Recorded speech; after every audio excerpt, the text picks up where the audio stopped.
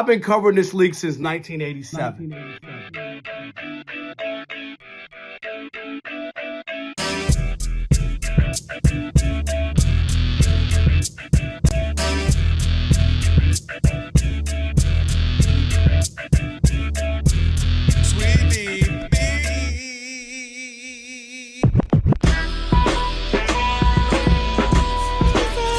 Can this sports writer and this sports fan share a radio show without driving each other crazy? Now, live from the Fox Sports Radio studios, here's Fox Sports Radio's Odd Couple, Rob Parker and Kelvin Washington.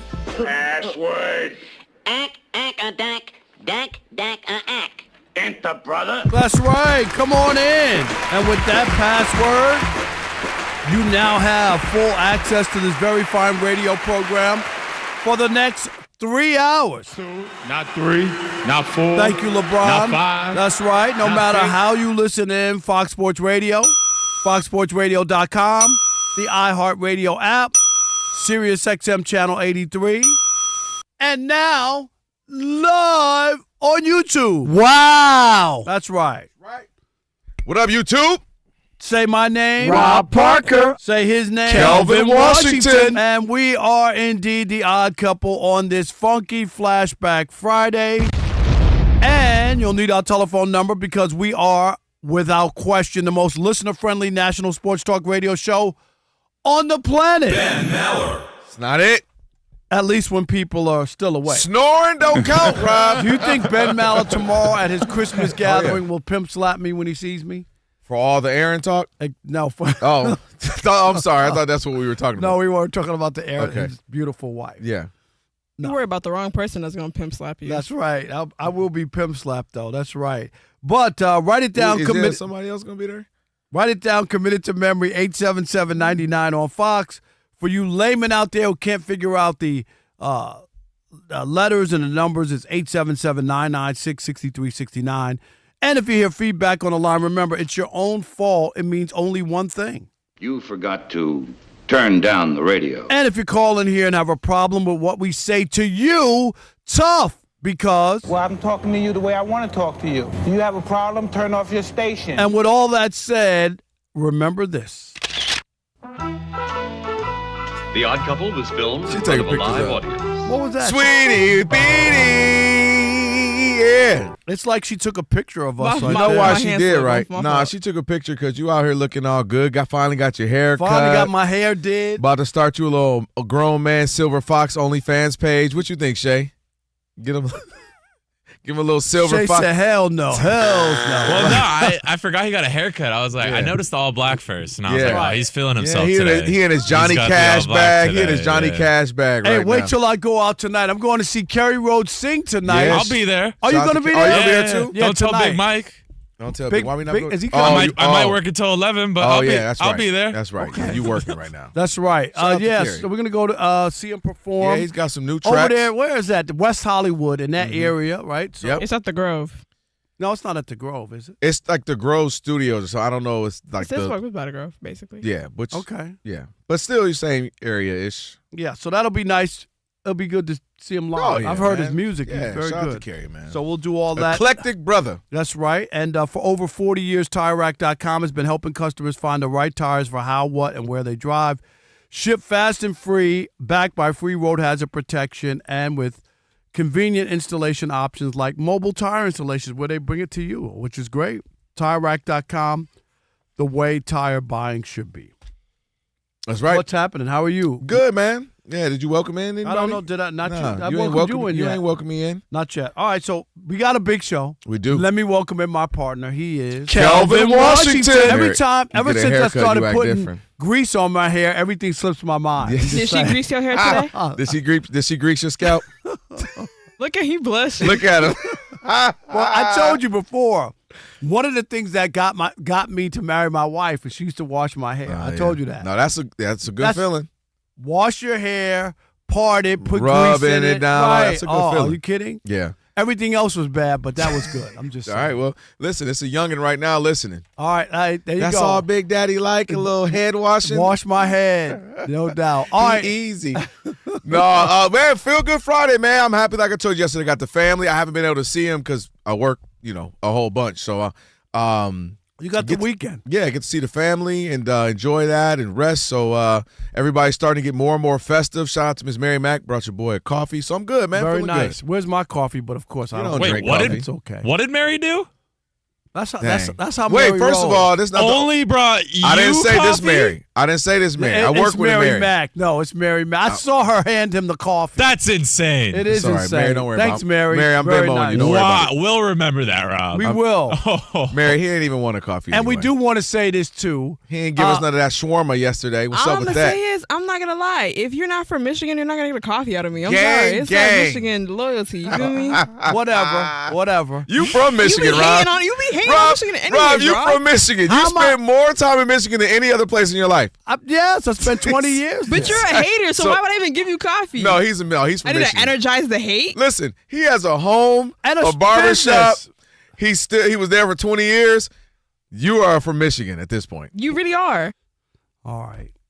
Just gotta own it. Can we say this? That's that. Let's wish Doug Gottlieb the best of luck in his coaching career. And today they had the final show on watching Fox you. Sports Radio. No, I'm not. Okay, I'm just making And sure. it was very emotional. I heard it. On Was it the really? air. Yeah, it was very. Iowa Sam, was it?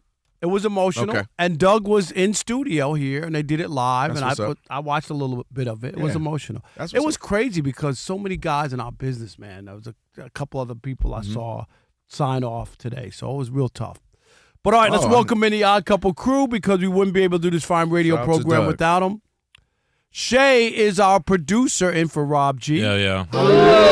He's sick of you, Rob. Sick of Rob G is sick of Rob. Yeah, You know what? that's This break is probably good for you too. Yes. They needed it. Yeah, y'all need a little break. Sometimes it's like that in a relationship. You know what? Let's just have a little weekend, take some time off, And see this how you time feel. when we see go how to I the feel. Super Bowl, I don't want any of his bread. Yep. I'm done. What about his cakes though? No, cakes, bread, whatever you got. Steve DeSager is at the anchor desk. He'll Hey, keep us Steve. updated throughout the program. Elijah is our Who? social media guru. Never heard of him. And on the ones and twos, Why you bugging Sam? Oh, thank you for the coffee. all right, can we get here? Let's get Let's do here. it. We had one of the greatest football games of the year. That was a good game. It really It was. was a fun game. It's not often you see a team down by 16 points in the fourth quarter and win. You know why? Because it never happens. It never happens. What are you talking about? Unbelievable. Down 16 points. The other team had no turnovers. I'm talking about the Rams. Mm-hmm. They had over 500 yards in offense, Yep. right? Over 500. No team had ever lost a game where they had no turnovers. They had over 500 yards. They were led by 16 in the fourth quarter. Yeah. And wound up losing. And I know all of the people decided this is the day that they were going to sing the praises of Sam Darnold, but I'm not one of them. Sam Darnold, Okay. I know they won the game, but I'm going to tell you, I'm going to give it to you real. Okay. Sam Darnold got bailed out and got a reprieve from the Rams. That's what that was. Yeah, the sports writers in the press box had to change their stories that they had written after 3 quarters about how he can't win a big game. Mm-hmm. And the Rams choke, and in the process, they let Sam Darnold off the hook. And I'm talking about for right now, because this still follows him. And the reason it still follows him, and I heard Colin recite a stat earlier, and other people were talking about it as well. First quarterback to win 12 games with 2 different teams. All right? That's not a badge of honor. It's an indictment of Sam Darnold. Because most guys who win 12 games, they ain't going to another team the next year. That's just fact. Would you agree with that? Most of the time, yeah. Okay, I get you're that. not going nowhere else. So 12 wins is great. I'm shocked by that, though. I thought Joe Montana, like with Kansas City. It wasn't 12. Yeah, okay. Well, so I would have shocked you to did that. But unless, of course, you're Sam Darnold, and that's why the Minnesota Vikings didn't buy into him. Before this game, I told you I didn't buy into Sam Darnold, who wet the bed last year in the 2 biggest games of the year. One for the division, right, against the Lions, and then, of course, in the playoff game against the Rams.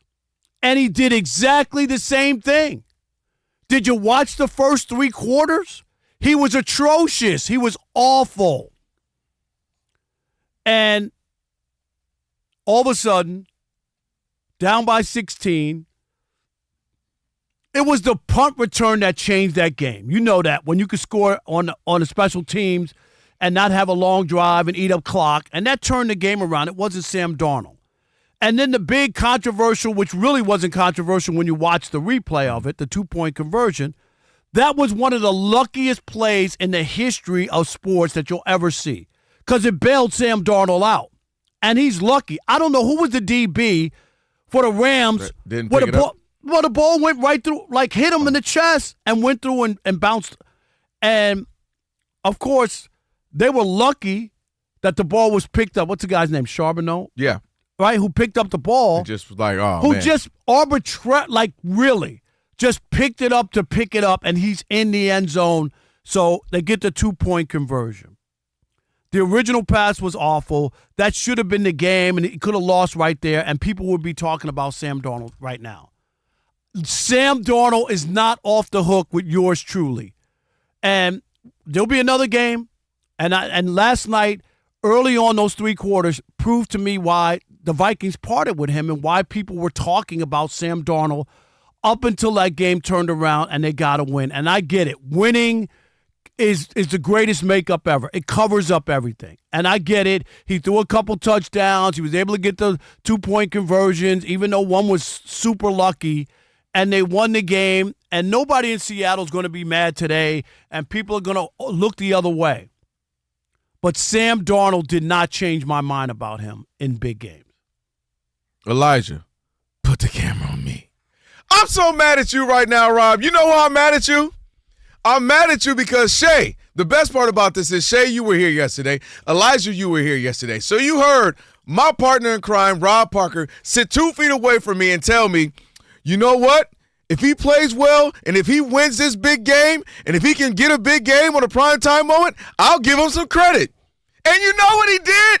He beat the MVP in a game where he was terrible the first half. And you know what you said to me a week ago? I came in here and I was like, Josh Allen, I don't know, he's obviously great, but that first half he was down 21-0 Patriots. And you said, and that's what made it great. He came back from 21 down and had a great second half. Sam Darnold had a great third quarter. He did not. Second half of the third quarter. What? They were down in the fourth quarter, 16 points. Right. They just thrown an interception. You're proving so you got to go to the fourth quarter. And that's why it was great. But the difference is to be down and came back. You don't have a narrative. No, I don't want to hear it. I'll let you go. Josh Allen doesn't have a narrative that he can't win big games. That's the difference. He does in the postseason. No, he doesn't. Now, I don't want to hear it, Rob. I'll let you go. Dang it, you said you were going to come on here if he got a big win, if he made big plays, if he beat the potential MVP in Matthew Stafford. And that's what he did. He made great throws that fourth quarter. He won that game? He had to go out there and win it. Did he win that game? Yes, because not only did he have to score the touchdown, he had to then get the 2-point conversion. Did you see that pass that was batted down? That was the 2-point conversion. That was the earlier one. I'm talking about he had the one they showing right on our TV right now. But you needed that one for the one at the end to matter. And you need a break every now and again.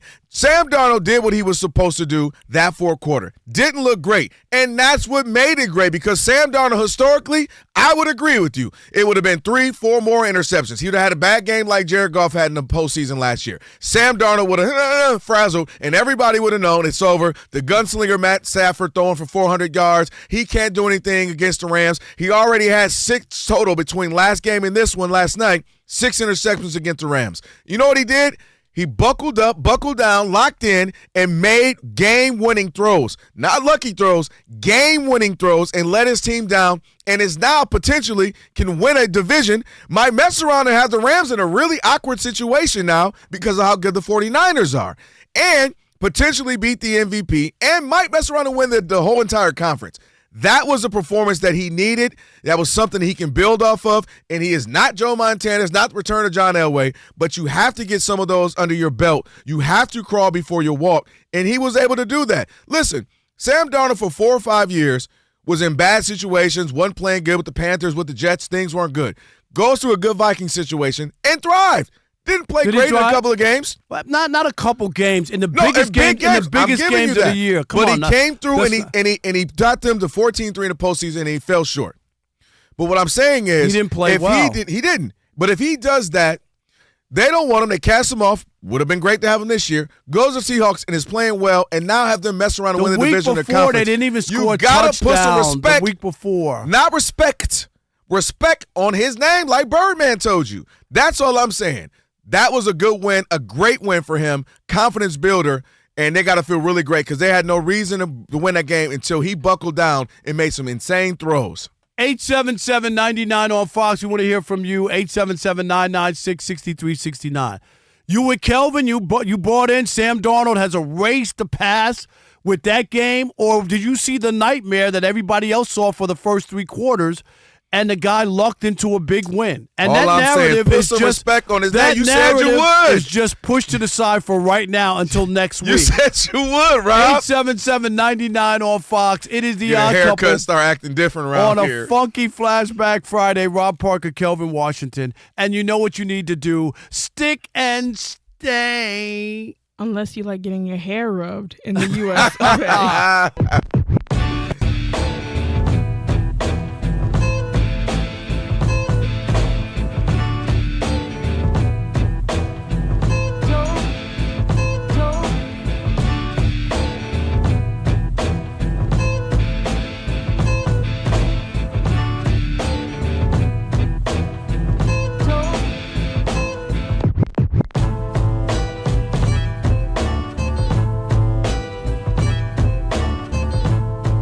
The Knicks have decided they will not, N-O-T, be hanging up the banner at Madison Square Garden. This despite the fact that they have not hung up a single banner since making the Eastern Conference Finals in 1999. Can I do this for the New York Knicks? What you going to do? I'm going to stand up. Okay. I'm not getting up on the table. For those on radio, he's standing. He's applauding. Thank you for not getting on the table. Last time you almost died. Why are you applauding? Because the New York Knicks had the guts, the cojones. How you almost die again? How you almost die sitting down? To tell Adam Silver that this bogus NBA Cup is illegitimate. That's what the Knicks did. Bravo. Bravo. Shame on the other teams that hung those banners. Shame on the Lakers. Shame on the Bucks. Take them down. You should take them down now because the Knicks are telling you what really happened. And this was discussed even before they won it, that if they won it, they would not hang the banner. The Knicks haven't won a championship since 1973. I thought it was Moby Dick. There you go. Or the Louisiana Purchase was an escrow. One of them. And think about this.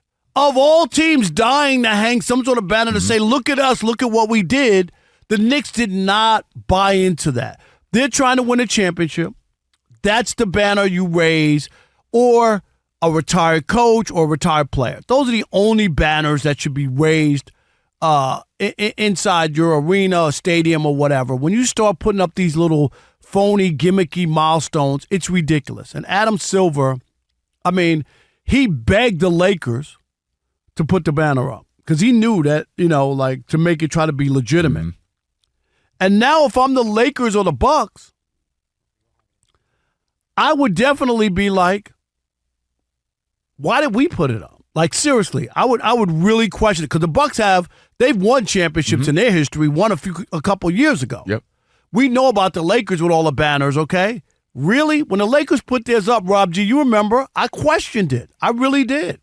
I thought, why would a proud and storied franchise put up some gimmicky banner that didn't even mean anything? Ask Darvin Ham, who got fired despite winning the first one. Right? Darvin, get your hands out your pockets. Sorry, go ahead. But that didn't help him. He didn't go, how could you fire me? I won the NBA Cup. Because it doesn't matter. Adam Silver, is this on? The Knicks just threw a wet blanket over your NBA Cup. They don't value it. Fans don't value it. Come on, man. This is not soccer. Can you stop it? Don't make the NBA soccer. You guys are trying too hard with all these gimmicks and stuff. Just play basketball. Make these guys play. I got the plan. You want to know how to get these guys to play? If you're healthy and you don't play, you get zeros in your scoring average across the board. You tell me guys would do that.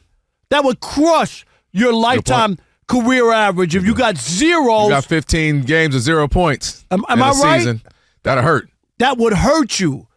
That if you're playing and you're not hurt, and if you do claim that you're hurt, you got to miss a minimum of 3 games. If you claim that you're hurt, right, and all right, he says he's hurt, you can't come back. So you can't just miss the bad game. You might have a big game or a rival. National TV game. Exactly. Yeah. So you got to miss at least 3 games. All right, that's interesting. It ain't going to work, but that's interesting. I ain't mad at spitting around ideas. And also, that's where I'm also not mad. Like, I think we're at the NBA in-season tournament. It's here. It's here to stay for now. Obviously, Adam Silver been kind of licking his finger, put in the air in the wind and see where the wind's blowing. But couple of things. I hear what you're saying, but I ain't buying it. You know why I don't buy it, Rob? Because all them Knick players went crazy when they know they're about to get $500,000. They jumping around, going crazy, excited about all that money. So if you don't want to, all that money, how much is that after taxes at their tax bracket? Do you know how many of them dudes are the last third of that team? $500,000 is real money. That's $200,000. That's real money. They even broke it down. Some guys only making $1.5 million, $2 million. You already know. Give half to taxes. Give half to agents. Now you telling me I'm gonna get another $200-300? That's a lot of money. Stop. And as we always talk about, you already get a salary. Come on, man. You're in the NBA. You're a millionaire. And I'm getting. You don't need I'm no glad other you said $500,000. And if guess what? If they gave me, Rob G, I work every day here. And if they came in and said we're gonna give you extra, $200,000 for doing the same thing, sign me up.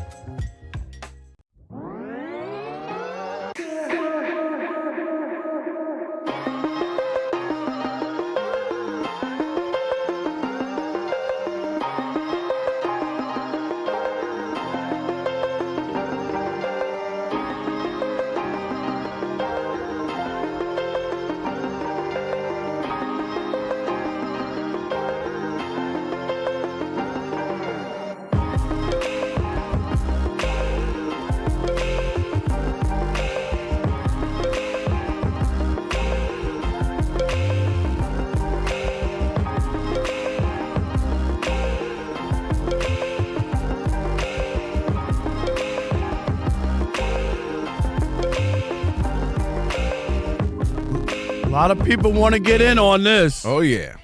Fox Sports Radio. It is the Odd Couple. He's Rob. I'm Kelvin on a funky flashback Friday. And a feel-good one, too, because we're 6 days away from Christmas. So, obviously, if everybody's in a festive mood, maybe I call it a festive Friday. Adam Kaplan on the way, Fox Sports Radio NFL Insider. We'll talk to him. Got some big games coming up this weekend. Looking forward to that chat. And, by the way, YouTube, as always, we're live streaming it right now, simulcasting. Go check it out. YouTube, all you got to do is go there, search Odd Couple FSR. Like it, share it, comment, shake and read some comments throughout the show as well. Go check out the YouTube again, search Odd Couple FSR. Appreciate all you who watch and support. All right, 877-99 on Fox. Basically, I say put some respect on his name. You asked him to come through and win a big one. He did. You say you ain't buying it. What else you want the man to do? 877-99 on Fox. Who we got? Dave in Washington. You're on the Odd Couple Fox Sports Radio. What's up, Dave? Yeah, hey, how you guys doing? I love your show. Thank you. Calvin's right on, man. He's spot on. Rob, you're wrong. And this is why. You look at what he did, 12 games, 2 different teams. Even on your network, they were talking about it today. Yeah, why was he on 2 different teams? Because Minnesota was tripping. They wanted JJ. You know it last year. And don't tell me that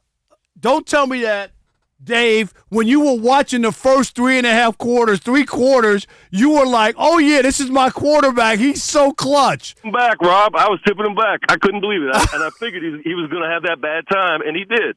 But you know how you respond is what you got to look at. And I blame the organization that drafted him and that wasted so much talent. He's finally with a team in a place that he's going to grow, but they're letting him fuck up. Oh, shoot, All right. Dave, still tipping him he's back. still tipping him back, Dave. Come on, Dave. How about Mike in Seattle? You're on the Odd Couple Fox you Sports know Mike Radio. got to be hyped. Okay, so this is for Dave. Look, that was a 3-part win for the Seahawks. In this order, the defense for locking them down after 2 turnovers, the special team for the touchdown that swayed the momentum, and Sam Darnold. So that's that.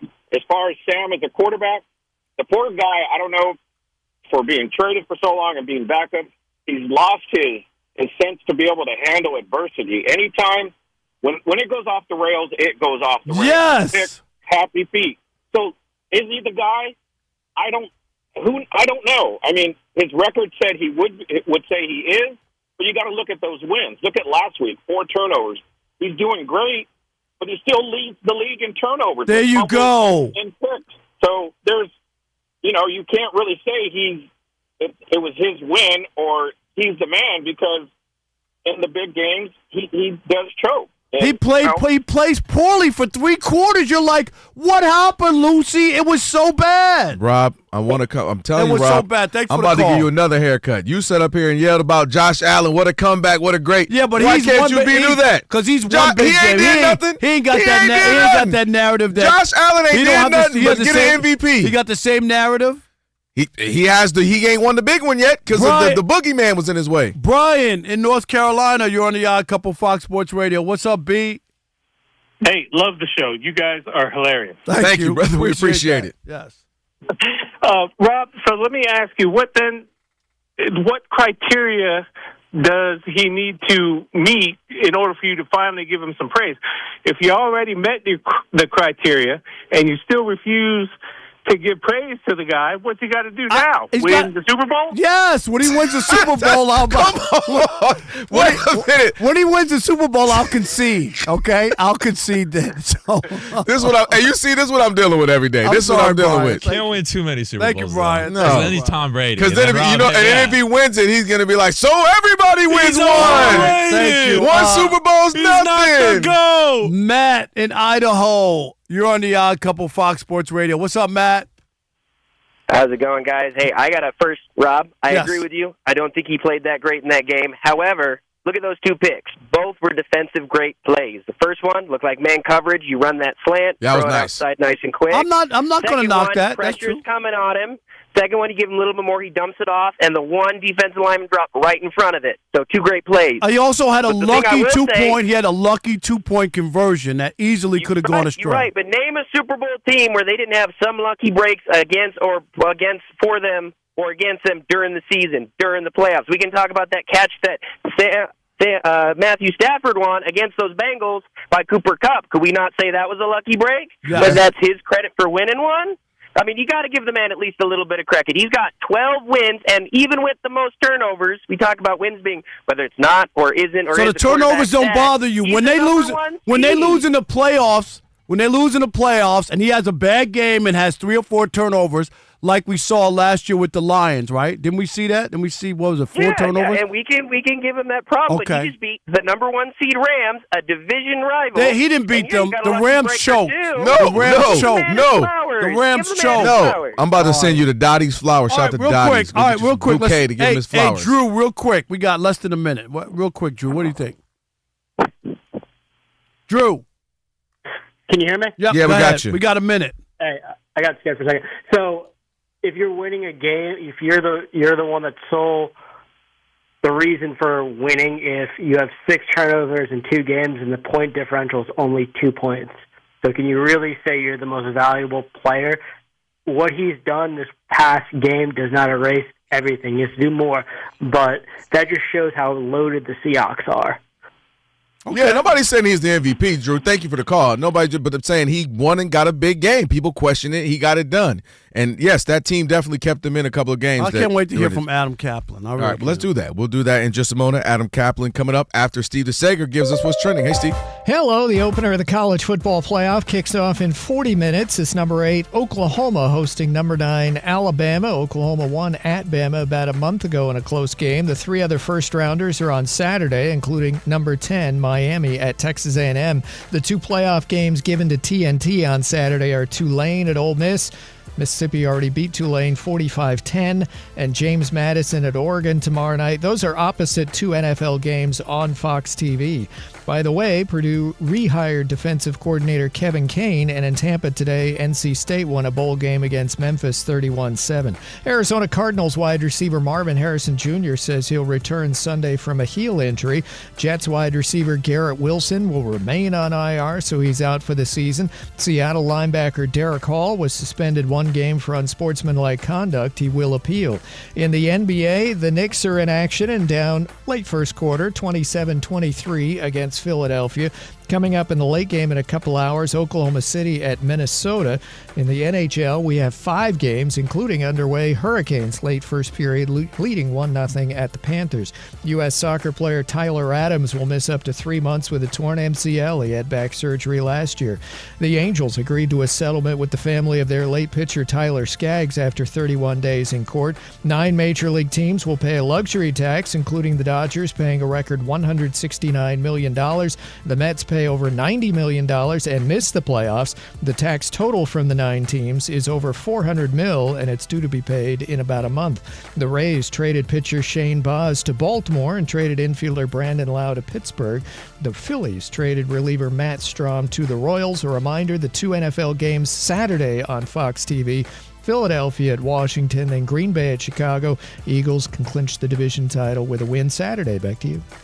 Steve, thank you. It's the Odd Couple, Rob and Kelvin on a funky flashback Friday. Stress from work, money, and family doesn't just disappear at night. No, it follows you into the bedroom. That's right. Rugiette Ready comes in. It is a prescription treatment designed. Did it say anything about a TV show? Radio show? No. It said that guy doesn't need it. It said he's doing well. Good. He got a few kids and everything. Yes, all right. So help, of course, Rugiette is designed treatment to help prime your brain in these moments. Head to Rugiette.com/FSR to get 15% off your order. That's Rugiette, RUGIET.com/FSR. Joined now by Adam Kaplan, Fox Sports Radio NFL Insider. One of my Kaplan favorite NFL. guys here. Absolutely. What's up, guys? Cap's always a good dude. What's up, brother? What's happening? Guys, good to talk to you this Friday night on which could be Separation Sunday coming up here. No doubt. Yeah. But I want you to know that we started this show with fire and brimstone. Because I'm not letting Sam Darnold off the hook. I wouldn't either. After those first 3 quarters. Bad, that was horrific.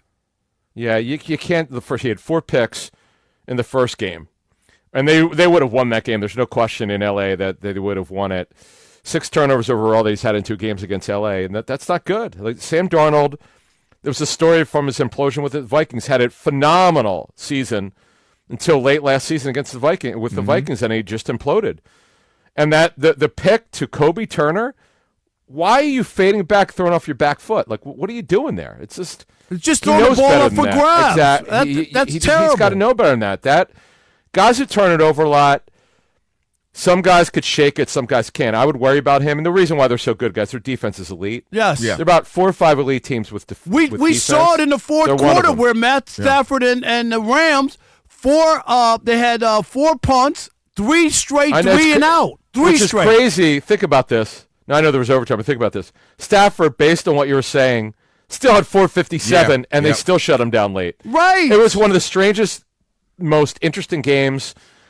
So much. I'll admit it. I did pick Seattle to win. I was like, boy, so did I. I picked. I also picked New England to win this past week, so I'm still hurting from that one. Okay. But look, the Rams are the better team to me. I don't. That was a choke job. Come on, you got to win that game. They choked the Philly too. Yeah, they're a better team. We'll disagree on that. Rob and I will talk a little bit more about that. Why though? Why do you think that Seattle's better than them? No. I'm talking about the choke job. I don't think Seattle. I mean, you're up 16 points in the fourth quarter. Yeah, right, exactly. What would you call it? I'll tell you. I will. Okay. Rob, I will save it because he and I are getting into that a little bit later on. Well, Rasheed, I mean, a punt return is crazy. I mean, you can't count on that. And listen, the saying same guy that you both, and I agree, the both typically hasn't made those plays, especially when things aren't going his way.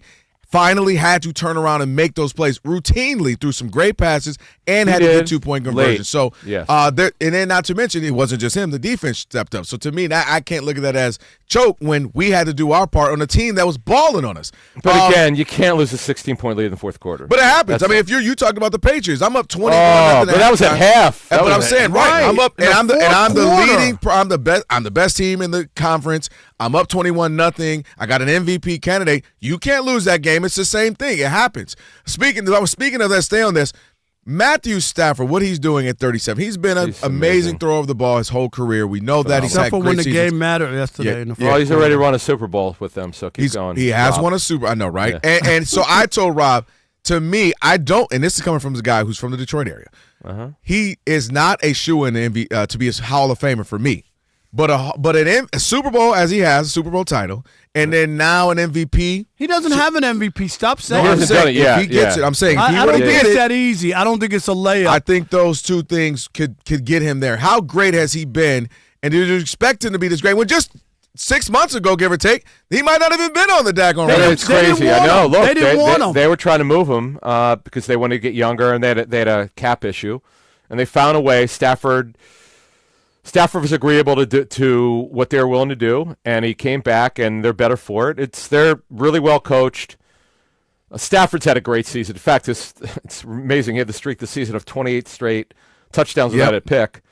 And then he had the game at Carolina, which is one of those odd games. There's no perfect team. Everyone has a bad game, and he did there, and they did. But let's not forget, though, with Stafford and the Rams, they were up, guys. You talk about, Rob, I don't know if you remember this. Late third quarter, they're up by 19 in Philly. They're up 26-7, and this game was a blowout. They had them dead to right. Philly and the Boo Birds came out in Philly. It was kind of comical because the Eagles looked like they didn't show up. Yep. The block kicks, two of them. Yep. That's the thing. Is that a choke?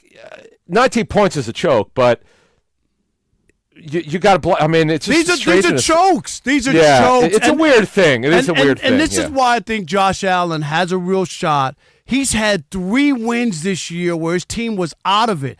To start the season, right in Baltimore, they gave up 40 points to defense. They won that game. And by the way, he's had some really bad. This is bad losses too, though. He's had some bad games where you go, man, what is wrong with it? Now, what I'm told by a couple of league sources who've, let's say that they have intimate knowledge of their Buffalo's offensive tape because they've gone against them. Right. They don't like that scheme that Joe Brady runs.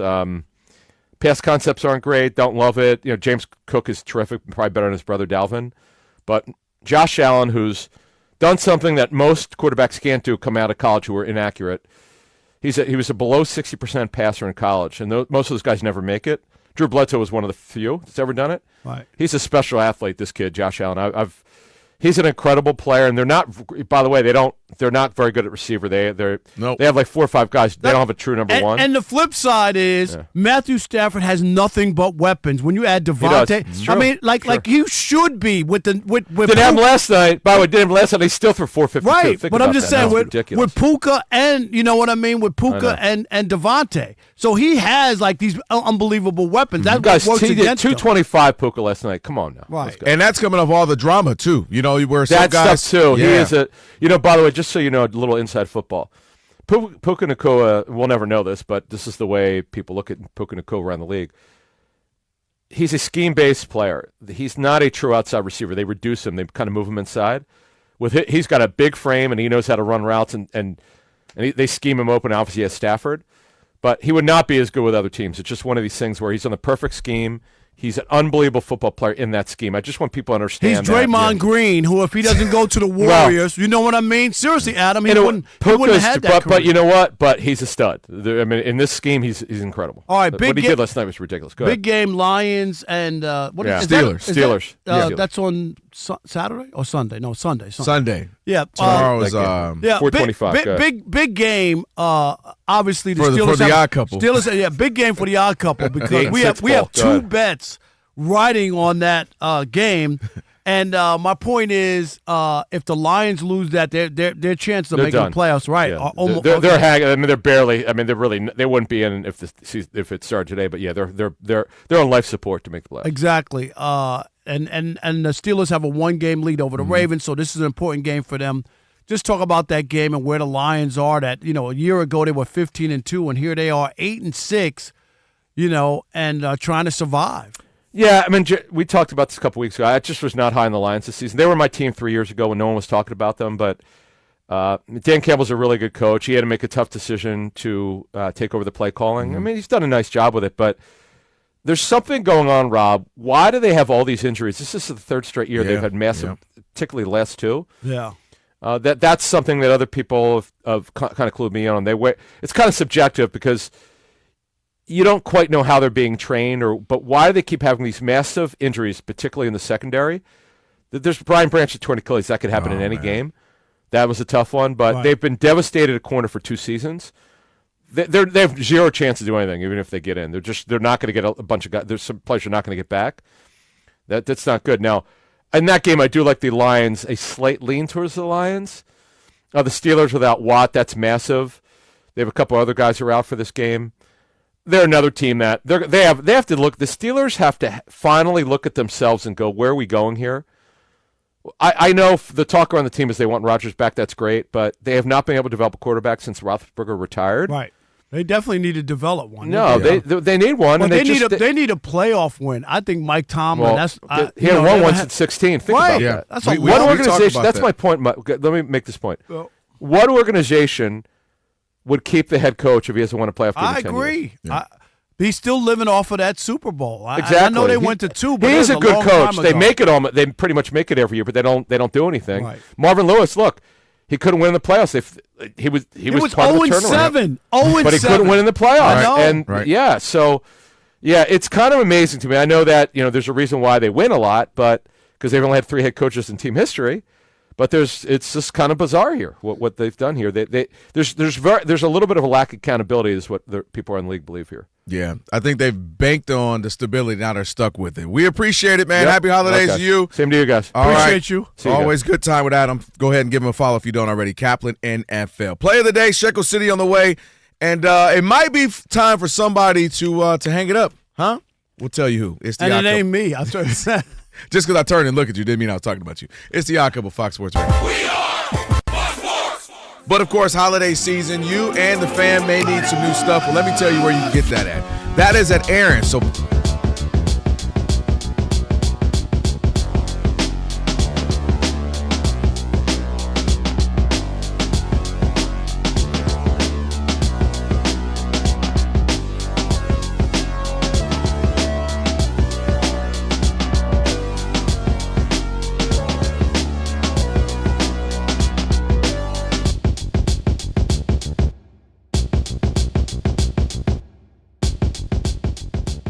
Mike McDaniel and the Miami Dolphins are benching their QB1, Tua Tagovailoa. Not only is he being benched, he's not even the backup anymore. He is now the emergency third quarterback behind rookie Quinn Ewers and Jets legend Zach Wilson. According to Mike McDaniel, he said, quote, Quinn's getting the start because he gives us the best chance to win. Tua's future uncertain. You want to go first? Well, look, it's simple to me. Tua is a product of when you're not the it person. You ever been like when you were out in the streets, Rob, or you looking at a young lady, you got the perfect girl, and you get a lot more grace when you look the part. If she's exactly how you like physically, she's 5 whatever, she's got these assets, she's smart, she's got this great smile, she's not missing a tooth. She's got a wow. I'm just saying her, not you. Okay. She's got a job, everything great. What'd you say? You know what you'll do? You'll allot a lot of grace when she's stacked like that. When she's got it going on like that, you start to allow, well, maybe she snapped a little attitude at me. Or maybe she has a little late problem, but I can deal with that. When she's got it going on like that. And Tua is the opposite. Because he's the little engine that could, we always are looking for the faults in Tua. Tua's not strong enough. Tua's too small. His arm isn't this. He can't really run. And I think part of that also stems back from college. He was a little backup that came in and had the nice Disney moment and came in and saved the day in a big game. And I think he always viewed that way. I don't think he'd ever been viewed fully as a franchise guy, at least particularly in the league, and now it seems within his own organization. And I also think he is dealing with the concussions, where you still look at him as, man, he's a hit away. He's a hit away. And then when he does something great, you kind of ignore it. I don't know anybody who's had more nice games that we never bring up. We never bring it up. We don't talk about it. That's a good game. That's a great throw. We just move on. And I also think he is being the byproduct or the scapegoat for a lot of chaos down there in Miami. Mike McDaniels let them run a asylum at times. A lot of miscommunication issues. Guys aren't happy. Guys leaving, talking bad. Guys on the team. Tyreek Hill loves him, then he doesn't. Now he hates him again. And I think he's kind of become easy to be the scapegoat or the fall guy. I'm not saying he's been great every year. He's got 15 interceptions. He's leading the league. You don't want to be that, obviously. But what did we talk about a couple days ago? They had went on a 4-game winning streak. They had quietly been getting better and better and back to what they hoped they'd be. And I feel like he is often can be the scapegoat. But again, I just think he is, because he never had the assets, he never walked in as the big guy. He's never been the Justin Herbert prototypical. He looks the part. I feel like he was always fighting an uphill battle. And anytime that one of those issues would arise, it was confirmation bias why he is not the guy, why Tua ain't that. And that's why. Because he's been equally as good as many and not as bad as we've made it out to be. I agree with you. And I think the whole thing, it stinks. It reeks. I'm going to call it Tua fish because it's that bad. Could go for some right now, but don't laugh, Rob. I told you don't laugh. I got my hand over my mouth. No, seriously, this is outrageous. This is a desperate coach who's trying to push the blame. Before the last game, which was bad, I'll raise my hand. It was bad. He played poorly. They had just won 4 games in a row. What are we talking about? I wish somebody down there in Miami would have said to the coach, right? This season, Tua has a higher passer rating than Joe Burrow, Trevor Lawrence, Jaden Daniels, and only 1 point behind where Patrick Mahomes was. That's the guy you're benching for 2 scrubs behind him, and he's the third quarterback. And mind you, Ewers underachieved. Okay? He was supposed to be that guy, and it never worked out. So you don't act like he's that guy. Right. This is what I'm saying. And in his career, if you compare him to his peers like Trevor Lawrence, Justin Herbert, and Jordan Love, guess what? Tua is number 1 in win percentage, number 2 in passing yards per game, number 2 in passer rating, and tied for first in Pro Bowl nods. What are we doing here? No wonder Miami reeks of bad Tua fish.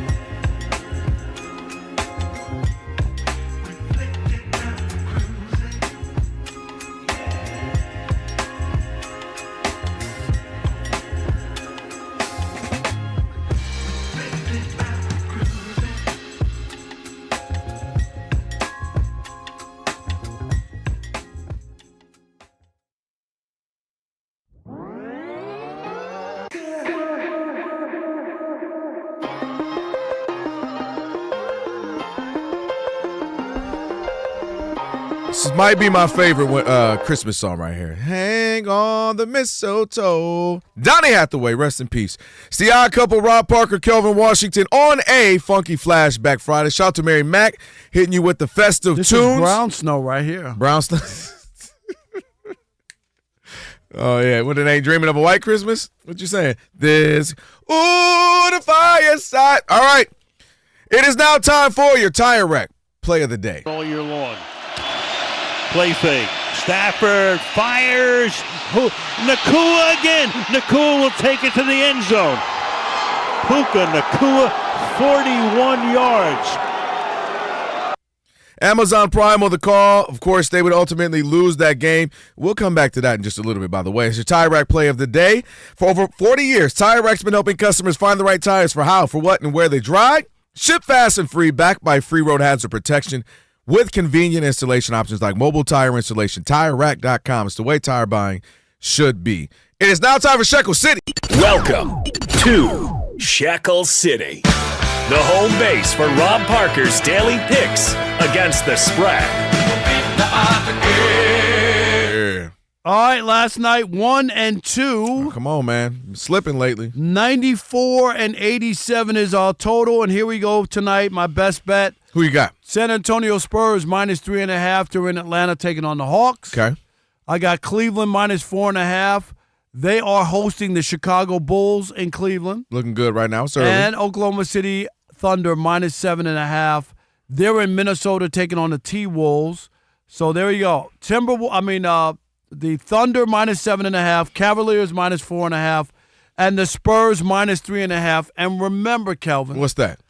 I'm not telling you who to bet on. I'm telling you who I bet on. All right, there you have it. We'll see how you did. Looking all right with that one. We got that game up there in front of us right now, Cavs and the Bulls.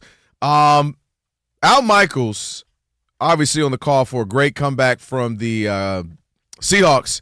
2-point conversion was needed. I don't know if we have that. Do we have that at all? I don't know if we have it. Okay. While they look it up. But you texted and you're like, hey, man, Al's 81. Can I say that? Yeah. Is he really? He's 81.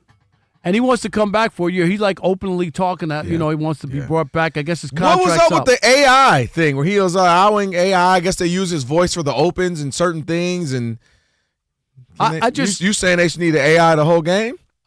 No, I don't want that. Is that what you're saying? But I think that people, you got to be careful. And I think the people around you, your loved ones and people. Be specific on what happened, though, why you. Yeah, I just thought the call was awful. On the last, the 2-point conversion. Yeah, but throughout the game, he's behind on everything. And I get it. He's 81 years old.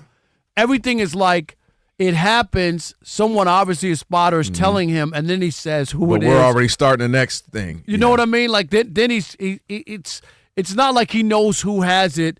The play happens. His spotter in his ear says, "Okay, that's Turner or whoever." You know what I mean? And then he's like, "Turner with the ball," but it's seconds late. Yeah. And so the broadcast. And consider how great he was. This guy's a legendary broadcaster, absolutely. One of the best. Starter. He was a Cincinnati Reds announcer. He did baseball. He did football. All that. He's a great announcer. But there comes a time. And I just I give Bob Costas a couple years ago did playoff games and people complained. Fans were like, Bob, okay. And you know what Bob did? He stepped down from doing play-by-play. It's okay. It's okay. And I hate to see where no one's willing to tell Al Michaels, man, you were great, amazing career. We don't want you to go out like this. Yeah. Where football fans are demanding that he be taken off or ripping Al Michaels after every Thursday night game. I don't think it's. I feel bad that that's the way it's happening. It has to be somebody you love, a spouse, a child. Hey, Pops, you had a great run.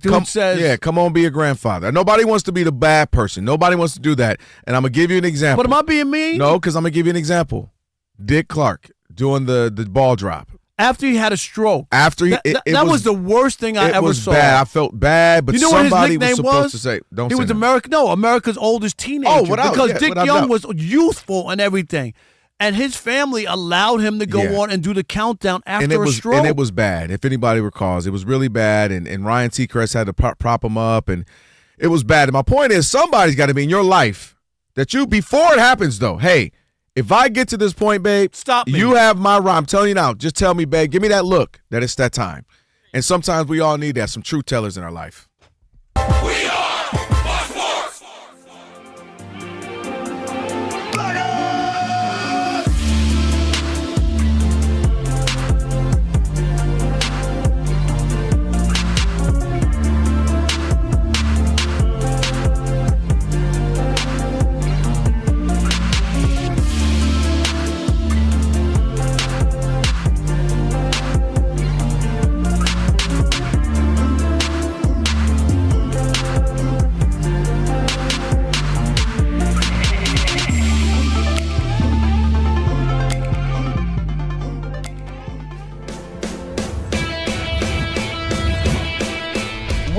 It's two pros and a cup of Joe, Fox Sports Radio. You ready? Yes. I'm Colin Cowherd. This is The Herd. You are listening to The Dan Patrick Show. It's the Odd Couple. You know what time it is. Let's get it. Fox Sports Radio. Bigger, bolder, and better than anyone in the game.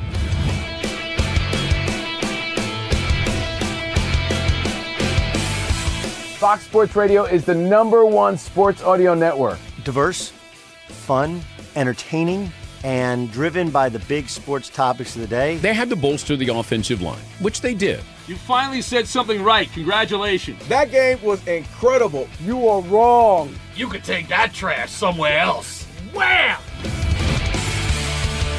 We have a very special connection with our audience, our listeners. People feel that friendship. And I appreciate y'all, so I love it. It's all for you. Thank you. I'm your favorite fan. Thank I you. love you. You're very talented. You're the best. Thanks for taking my call. Sure. Great show. Thank you, Jim. You sound like Joe Pesci. How am I funny to you? I can't help but notice that the W-2s for the quarterback look a lot higher. That's because we're worth it. You gotta be kidding. He never was an elite quarterback. This team is unstoppable. He made the right call. You know that's right. LeBron James is a legend. No, he's not. He complains all the time. You say Brady's the greatest quarterback of all time, but Eli Manning beat him twice. Wrong. For 25 years, Fox Sports Radio has dominated the sports audio landscape with the biggest talent and the best programming available. We talk sports and we have fun doing it. We talk about life. Sports radio is where you go after the games are over, and then the discussion begins. If the Chiefs win. Sorry, Patrick Mahomes here. What do you mean by if the Chiefs win? It is live. It is unscripted. No other medium can touch that. And that's what makes it special. Yes.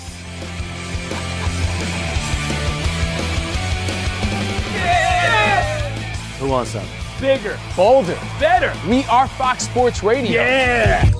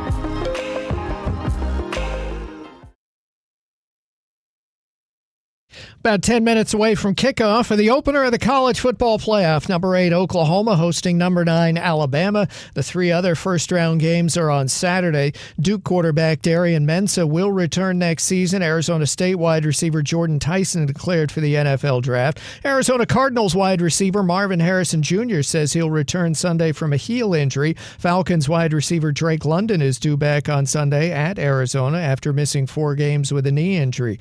Raiders quarterback Geno Smith will start Sunday after shoulder and back injuries. Bengals wide receiver T. Higgins returned to full practice today after a concussion. Texans running back Woody Marks returned to limited practice after an ankle injury. New Orleans running back Alvin Kamara still out with a sprained MCL. In the NBA, the Heat lead at Boston late second quarter, 53-48. Knicks up 46-41 on Philly in the second. I'm Steve DeSager.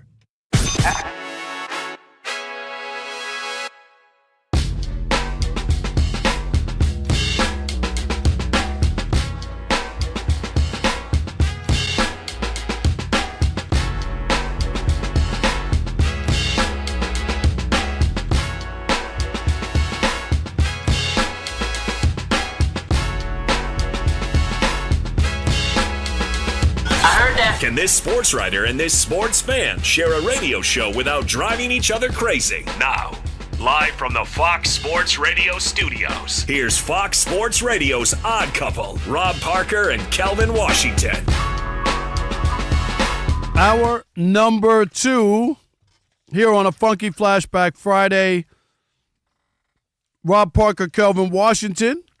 Be sure to check out our brand new channel, the YouTube channel that we have, The Odd Couple. Just search Odd Couple FSR on YouTube. Again, that's Odd Couple FSR. Be sure to hit that subscribe button. Don't stop there. Give us the thumbs up icon. Comment away. Let us know how we're doing.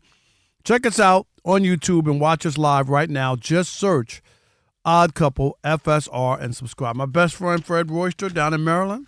He's watching all the time now. Shout out to Fred. Freddie Ruru. Yes. Freddie Ruru. No doubt. Is he from the gang, the New York 10? Yeah, from the 11 of us. I'm saying other 10. Yes. Okay. Said y'all had your own football team. Well, we had our whole 11 of us. Shout out to him. Hey, you and I talked a little bit about this, but I think you were on your baseball tour of America in the summer at that time. Yeah, when we kind of touched on it a little bit more. But just the whole Arch Manning, and this was early on. Everybody was basically, he's going to be the Heisman winner. They're going to win a national championship, and Shea, he's going to be the number 1 pick. And that's what everybody was saying before he even really started. I'm like, y'all know he didn't even start last year, right? Like he was coming off the bench. Obviously, the season didn't go exactly how he or Sarkisian or Texas wanted it to. Shea, they kind of underachieved for this first half of the season. They definitely have. So, yeah, reports are coming out actually this morning. New reports have come out that Arch Manning is actually going to take a pay cut to return to Texas instead of going to the NFL draft. The kid is going on to play another year after last season, throwing for 2,942 yards, 24 touchdowns, 7 interceptions, and a QBR of 70.6. Didn't really rise to anyone's expectations. He did have some good moments, you could say. But it was uneven. Yeah. It was without a doubt. Uneven. Without a doubt. Uneven. But I'll let you guys decide if this was the right move for Manning to come back and play with Texas. And again, reports are coming out this morning that he's actually taking a pay cut now to return. Well, look, he can take a pay cut, Rob, because we know money is not a thing. Your grandfather played in the NFL. Even though he didn't make a lot of money, right? But he's made money by being who he has been, right? But I'm just investments. saying, yeah, he was in a different era. Right. Your uncles have made all the money and continue to make all the money, and your dad, I'm sure, has done fine for himself and was a fine football player before he broke his neck in high school. So the money was never a thing for me. Meaning, yes, if we can add to it, why not? Because one thing we know rich people love, you know about this. Rich people love more money. No idea. Yes, you do. Don't play with me. Rich people love more money. But I was saying this while you were touring all the baseball stadiums in America. I said, y'all, he's coming back. I don't care how successful he is. All the stuff everybody's hoping and projecting in preseason this and, all of that, national pick for this. I said he's going to come back because he doesn't have to force anything. He wants to create a legacy. He wants to create, I got everything I wanted. I did well, got a chance to win a national championship, maybe win a Heisman. He wants to compete for all of those things because, again, he's not in a rush or a hurry to get somewhere. He wants to leave where, wow, look what this man meant to Texas. Look at the numbers. Look at all the things he accumulated. Enjoy the college experience. He ain't got to rush out of there. He can enjoy it. And so I knew from the beginning that I didn't expect him to leave unless it was absolutely crazy. Like 50, like a Joe Burrow his last year at LSU, something where it was just absolutely insane. So I expected him to come back. What I didn't expect was it to be so rocky for him. Because he didn't even play that great in some of their wins against small teams, those teams that sound like law schools. So he didn't even play well or had games against them. So there's a lot to be desired. Now, what's funny is, Shay and Rob, when you read some reports, and your favorite thing, some of these anonymous execs have said even if he came out this year, if not the number one pick, he'd probably be the first quarterback pick because the raw talent is there. That's what they say. But I say people are going to want to still see more from him, see him build up consistency game after game after game. Can he be the best player out there? Can he be the dominant player as he's projected to be? I just think so. It makes sense that he's coming back, and because again, he ain't in no rush. He's not in a need-based thing. If he would have played well, I think he would have come out. See, and that's where I don't agree. I do. I think because Paul Feinbaum from ESPN, yeah. I'll never forget. Shay, you got that quote? I remember this. He quote, he is the best college football quarterback we have seen since Tim Tebow. He said that early on. Now, he would this is the kind of praise that he was getting, and he didn't live up to any of that. No, because I can name 15 that had better years than what he did. But that's what I'm trying to say. By the way, while you doing that, I might write them down. Go ahead. All right, but I'm just saying, that was the expectation. He didn't play anywhere near that, so this makes total sense to me. Your phone not one time did a ring about Arch. Exactly. When Tim Tebow was Tebowing, Vince, you was getting text messages. Only time I would get messages would be on Sunday or something, after he's kneeling down and doing all that stuff. Who? Tim Tebow. Oh, I thought you were talking about Arch. I'm like, Arch was kneeling in these streets? No. But my don't worry, point he's still praying for you right now. He's not praying for me. But my point is that it just makes sense because it just wasn't. It was uneven. It didn't feel good. Like you're going in, but you feel like you're Bronny James getting into the NBA. Mm-hmm. That's like it's very pedestrian. Yeah, you're getting in and you got talent, raw talent, but you didn't really show what you had. Where people are like, man, where's the Arch Manning sweepstakes? Don't you remember Tank for Tua? And there was some Arch remember talk that? too. Tank for Tua. Like, that's when they got a quarterback on their sites, and they're like, we want that dude. Oh, yeah. And you didn't have that. Despite all of the press clippings and all of this hyperbole from people like Feinbaum and other college people who really are into college football and watch the sport on that level, they were all raving about him. He didn't play up to that. So I think you don't want to go in under those pretenses. You go back, have another year, play better, right? Sharpen up your skills, and then you go out after that. You don't have to stay 3 years, 4 years, 2 years. You play, right? 2 years starting as a starter is what I'm saying. And then you're good to go. And here's the other thing. While everybody's, he's going to be this, he's going to be that. Dude, the guys that are playing right now, the Bo Nixes and the Jaden Daniels and all these guys, and Caleb Williams and all these, they're getting 30, 40-plus starts. Cam Ward, these guys are getting starts after starts. You look at the guys who are coming in and who are being high picks or the guys that are having success. So the idea of just coming in and you only started would have been, 13 games, give or take, this season, and a few, maybe whatever it was last year. I know he's coming off the bench mostly. Like, that's not really how it's gone lately. These guys are coming in with crazy starts because of transfer portals, extra seasons, COVID seasons. So they're coming in very well. But if he would have lit it up for Texas, I'm not so sure. I still think he would have came back. I don't. Just because, again, I think he himself, the if person. If he lit it up and was the Heisman Trophy winner and all that, like the I don't think he'd come back after you win a Heisman Trophy. I think he would have had. I think he would have wanted to win a national title because, again, he's not in a rush. Even if next season he comes back and he, God forbid, gets really hurt, he's still going to be a top pick because they already know who he is. They love. Well, it depends on the injury, but I get it. I don't know. We saw Willis McGahee shatter his leg on national TV in the national championship game and come back still be in the first round.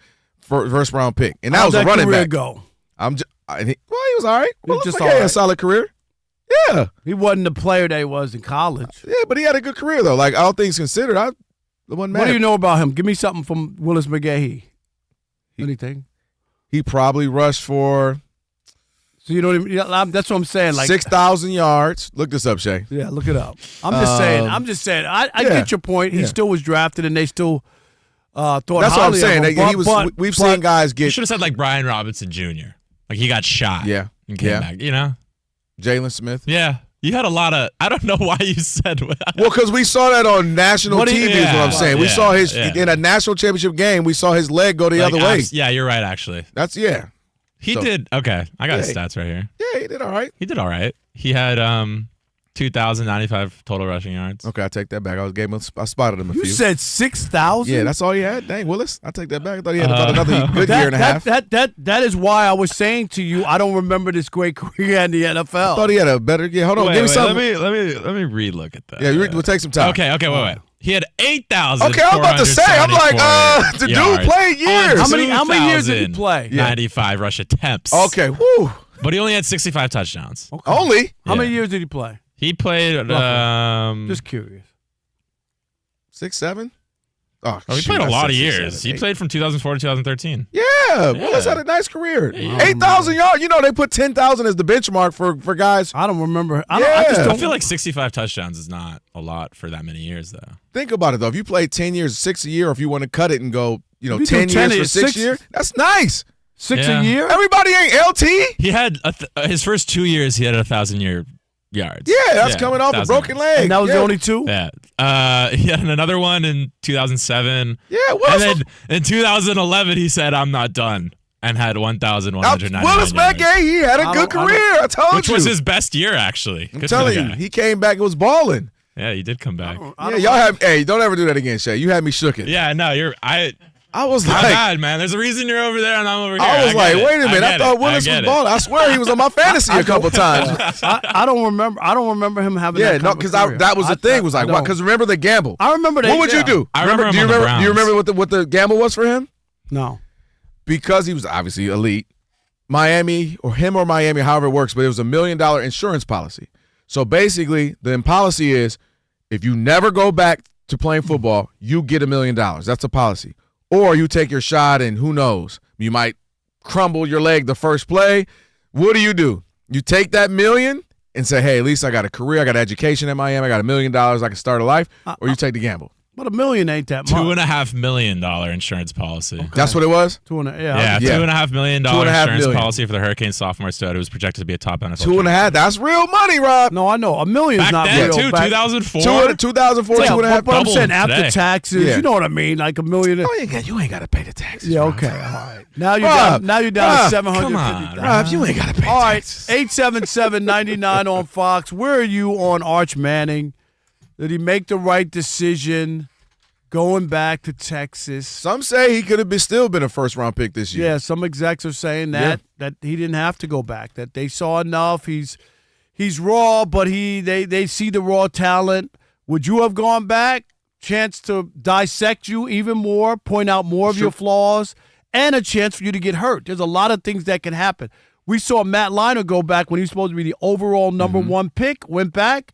When he came back, guess what? He was the 10th pick. Right? The co-eds had him shook, bro. He couldn't get away from the co-eds. He was like, I'm coming back.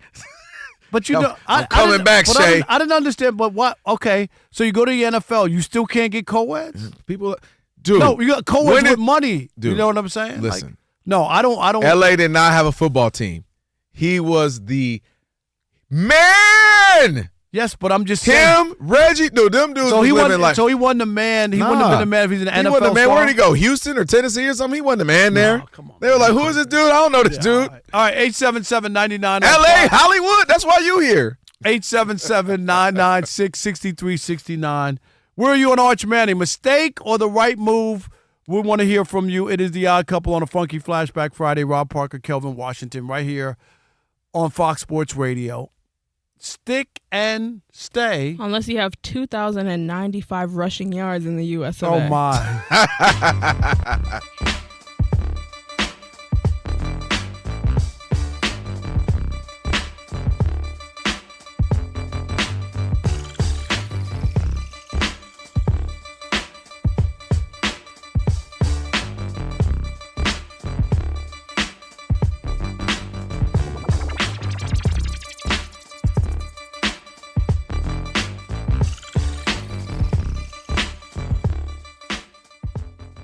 the buzz for Wemby's been big all season. Coming into the season, started the season, he got hurt a little bit there.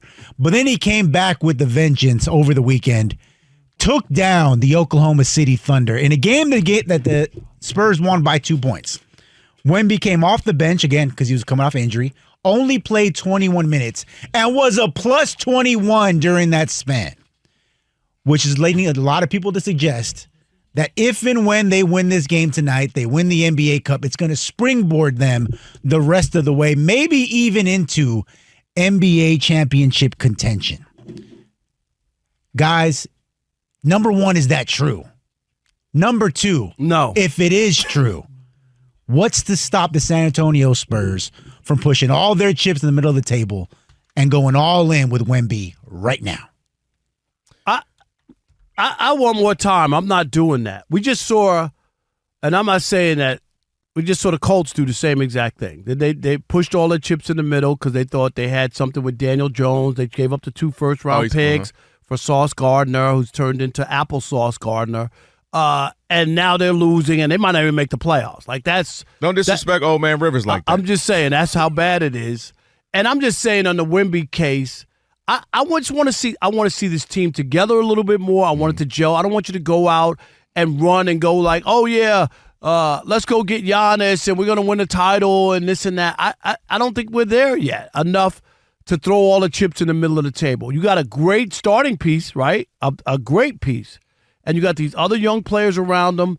They're playing well, and you know things to look forward to. But I'm not there. I just wouldn't do it. Not this soon. I'm all in. I'm all in, and I'll give you a couple of reasons why. If Wemby is the generational talent I believe him to be, and obviously others do as well, Rob, you look at history, and there are examples, there are North Stars of what happens when you get a generational talent. And not every time, but often it can happen. So you look at some other great guys like Kareem Abdul-Jabbar. He won in his second year in the league. Tim Duncan won in his second year. You had Magic win his first year. Bird won in his second or third year. But you're leaving out some pieces. No, well, hear me out. Hold on. And then you Magic can even go. You can even go, right? You can go. Shaq went in his second or third year. LeBron went in his fourth year. Other guys have gone early. Was Shaq second or third? Do you know? It was 90. He went in 95. He was 92, 93, so third. Went in his third year. And my point is, when you're in a good situation like he is in the Spurs, very well run, draft well, organized, they develop well. You got freaking Castle is amazing, and he's only 20. He's 20 years old. They've got Harper Jr. They've got a good veteran in De'Aaron Fox. They got some other ancillary pieces as well. And Rob, this season, aside from the Thunder, which I believe are going to win, withstanding a massive injury to like SGA late in the season, they should win. But that's the really only shoe-in we kind of look at and go, that is the team that should do it. So if you're the Spurs, who can compete, who Wemby's a game changer, who Wemby affects things on both ends of the court, I'm not saying you're absolutely going to win it. What I'm saying is you go for it. And here's another part, and you've said this too. With Wemby, his real as the kids say, his real potential rival, obviously I would love for it to be the Thunder. We have that for 5, 7, 8 years. But really it's father time and or injuries, meaning how long will he be able to play? Is he going to break the curse of big, ginormous men? Or is he going to fall in line like them and be good but often injured? Sabonis, Yao Ming, and some other guys who have had bad feet and bad knees by being big. So you are playing against that. And he's already had blood clots, and he's already been injured. So I might not get a 15, 20-year run. He might not give me a Chris Paul, a LeBron, a KD. I might only get 12 like a Magic or a Bird. I didn't say wait 5 years to make a move, but I need to see more of this with what they have before I'm giving up for Giannis or giving up players, for a guy who might disrupt what you have going on. And there might be because Giannis is going to get a certain degree of attention, right, that he should get because of his history and his accolades and the stuff that he's won. So I don't know if I really want to disrupt that with a guy like Wemby. I don't know that. Let me rephrase. When I say all in, I'm saying I'm all in for this season, not necessarily I'm all in for Giannis. I'm saying that's what we're really talking about. Right. Well, who else would you be all in for? I'm saying I don't know that they necessarily need. No, we're talking about the whole premise was about going to add and getting somebody to I don't know I don't understand to say you're all in. Obviously, you're trying to win. What I'm saying what does that mean? I'll tell you what I mean. What I mean is I'm looking at him, and I'm not saying we're going to slow roll this thing. We'll play him here, and then next season we'll say. I'm saying if Wemby is good to go, you go because this season could be potentially open. Well, that's I'm not. I don't. If you have a. If the you, whole, I'm not premise getting of this was about adding. Saying you're all in the way that the Colts went out, that's why I brought that up. The way that they went out and gave up 2 first-round picks because they looked at the AFC and thought it was open and that they had a chance, so they went in. That's what cashing in is. That would be like them going to Milwaukee and giving up some of the young pieces and saying, I got Wemby and Giannis, and that's we're going to win a championship.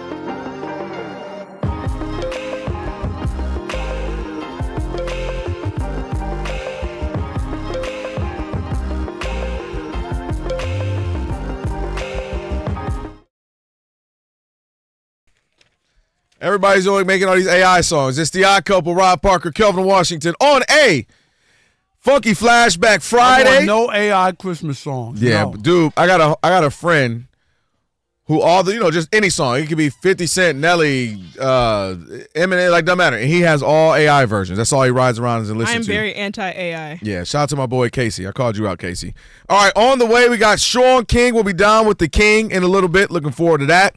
Also, don't forget, with the iHeartRadio app, you can stream us wherever you happen to be. Catch us in all your favorite Fox Sports Radio shows live 24/7. And the new and improved iHeartRadio app, just search Fox Sports Radio in the app to stream us live all day, every day. Be sure to select Fox Sports Radio as one of the presets in the iHeart app so it'll always pop up at the top of the screen. All right, 877-99 on Fox. We got college football tipping off here in just a little bit. Got some big games this weekend. And it got us talking about some college football and Archie Manning deciding to stay, now saying he might even give up some of his NIL money to help Texas out. Should he have stayed? Should he have gone? Should I stay or should I go? 877-99 on Fox. Who we got? Let's start with Randy in New Orleans. You're on the Odd Couple, Fox Sports Radio. What's up, Randy? Where's Tito? Man, it's good to hear from y'all, man. It's hard to get through these days, man. Come on, man. Well, hey, if you got through easy, it might mean we are some not things doing are going wrong. Things ain't going right on the show. You know what I mean? Man, I'm happy for the success, man. But I had to call in because I'm from New Orleans, born and raised, so I kind of feel like I could speak to this. I remember when Leonard Fournette was playing in high school. Everybody went to his games, right? Mm-hmm. When Odell Beckham was playing, everybody went to his games. When Jamar Chase was playing, it was must-see TV. I never remember somebody saying they had to go see Arch Manning play. Isadora Newman plays against, no disrespect to the kids, but the competition is not the same, right? So with him going to Texas, I personally never was like, oh, he's getting ready to take over the game. He's going to be the next Tim Tebow, like Feinbaum said. I don't know what he was. Right. I mean, that's the reason I got that quote, because that was all the way in. I was like, wow, okay. But I do want to say this, that if I was him, if people got money, stay in college as long as you can, man. Keep developing. Keep just getting better, man. I respect that. No doubt, Randy. Hey, man, happy holidays to you, Randy, man. Shout out to New Orleans. Love it down there. Except for the rats. We did see a rat. You didn't even see it. I You didn't ran see before it, we but looked. there. She said, watch out for the rat. It was so big. True story, Mary. Lady said, how y'all doing? Hey, watch out for the rat. There was a cop out there. She was like, there's a rat. So, of course, I don't want to see the rat. We had to turn around anyway because we were going the wrong direction to the restaurant. Rob was at the restaurant in 10 seconds. It took the rest of us 3 minutes to get there. Rob, she said, how y'all doing, Jim? Hey, watch out for the rat. Man, Rob was like a Looney Tune commercial. I thought it was a live rat. And it was just a trail of smoke behind Rob. You ain't ran that fast since your Little League days. No doubt. But shouldn't you be used to rats? No, I don't like rats. Growing up in New York, at the subway, no, I don't want to see Rob rats. is I don't want squeamish. rats. When I'm in here and we're watching some boxing or something, and some blood all over, I don't want to see that. And the Turn other that day, off. what did he tell Alex the other day? Hey, Alex, what's on the TV here? Can you turn? I don't want to see that. It was Django. I don't want to see It was that. Django, Mary. Now, it was a scene when they had Jamie Foxx upside down. I don't want to see that. Yeah, he was like, hey, Alex, can you know how you talking to talk back? Hey, Alex, can you change the channel? What is that? I don't want to wanna see this. that. What is it? Andrew in Bakersfield, But you California. want to go bang, huh? You're on the Odd Couple Fox Sports Radio. What's up, Andrew? What's up, guys? Yo, Rob, Queens Lounge. That's right. Queens Lounge. Flushing. Very nice. I think he made the right decision to stay because he's got some growing to do. But Shea said he's got to take a pay cut, and I just think to myself, have we all lost our minds? Because you go to college to not work yet and to learn, and now these guys have to worry about money and making money, and I'm going to keep ringing that bell. Andrew, you know what? Let me say this to you. And I'm not even blaming the kids. Hold on. I really want to talk to you about this. Right. The reason we're here is because these networks have given these universities ridiculous amounts of money. They sell season tickets. They advertise. Like seriously, this is not when I was in college or years ago. You had your student ID. You didn't have to buy season tickets. You went to the games. Andrew, you get what I'm saying? Like it was really amateur sports. It is so big now, and the money is so big. They couldn't do it anymore. They couldn't equate playing football, getting a free education, to the amount of money that they make that comes to the university. Man. Do you see what I'm saying, Andrew? But why don't they put it in an account and they get it once they make the pros or once they graduate? Well, here's the thing, I don't know. and this to Rob's point. The problem is this is what happens when you don't do the right thing for so long. They overcompensate. Now we're in the Wild Wild West because everybody started to bail out and say they're upset with it. And Andrew, had they taken the responsibility of paying the Years players ago, from the money stipends, you wouldn't be in this situation. You wouldn't be in the Wild Wild West because they were like, well, once they lost the court case or whatever, they knew that they couldn't enforce it.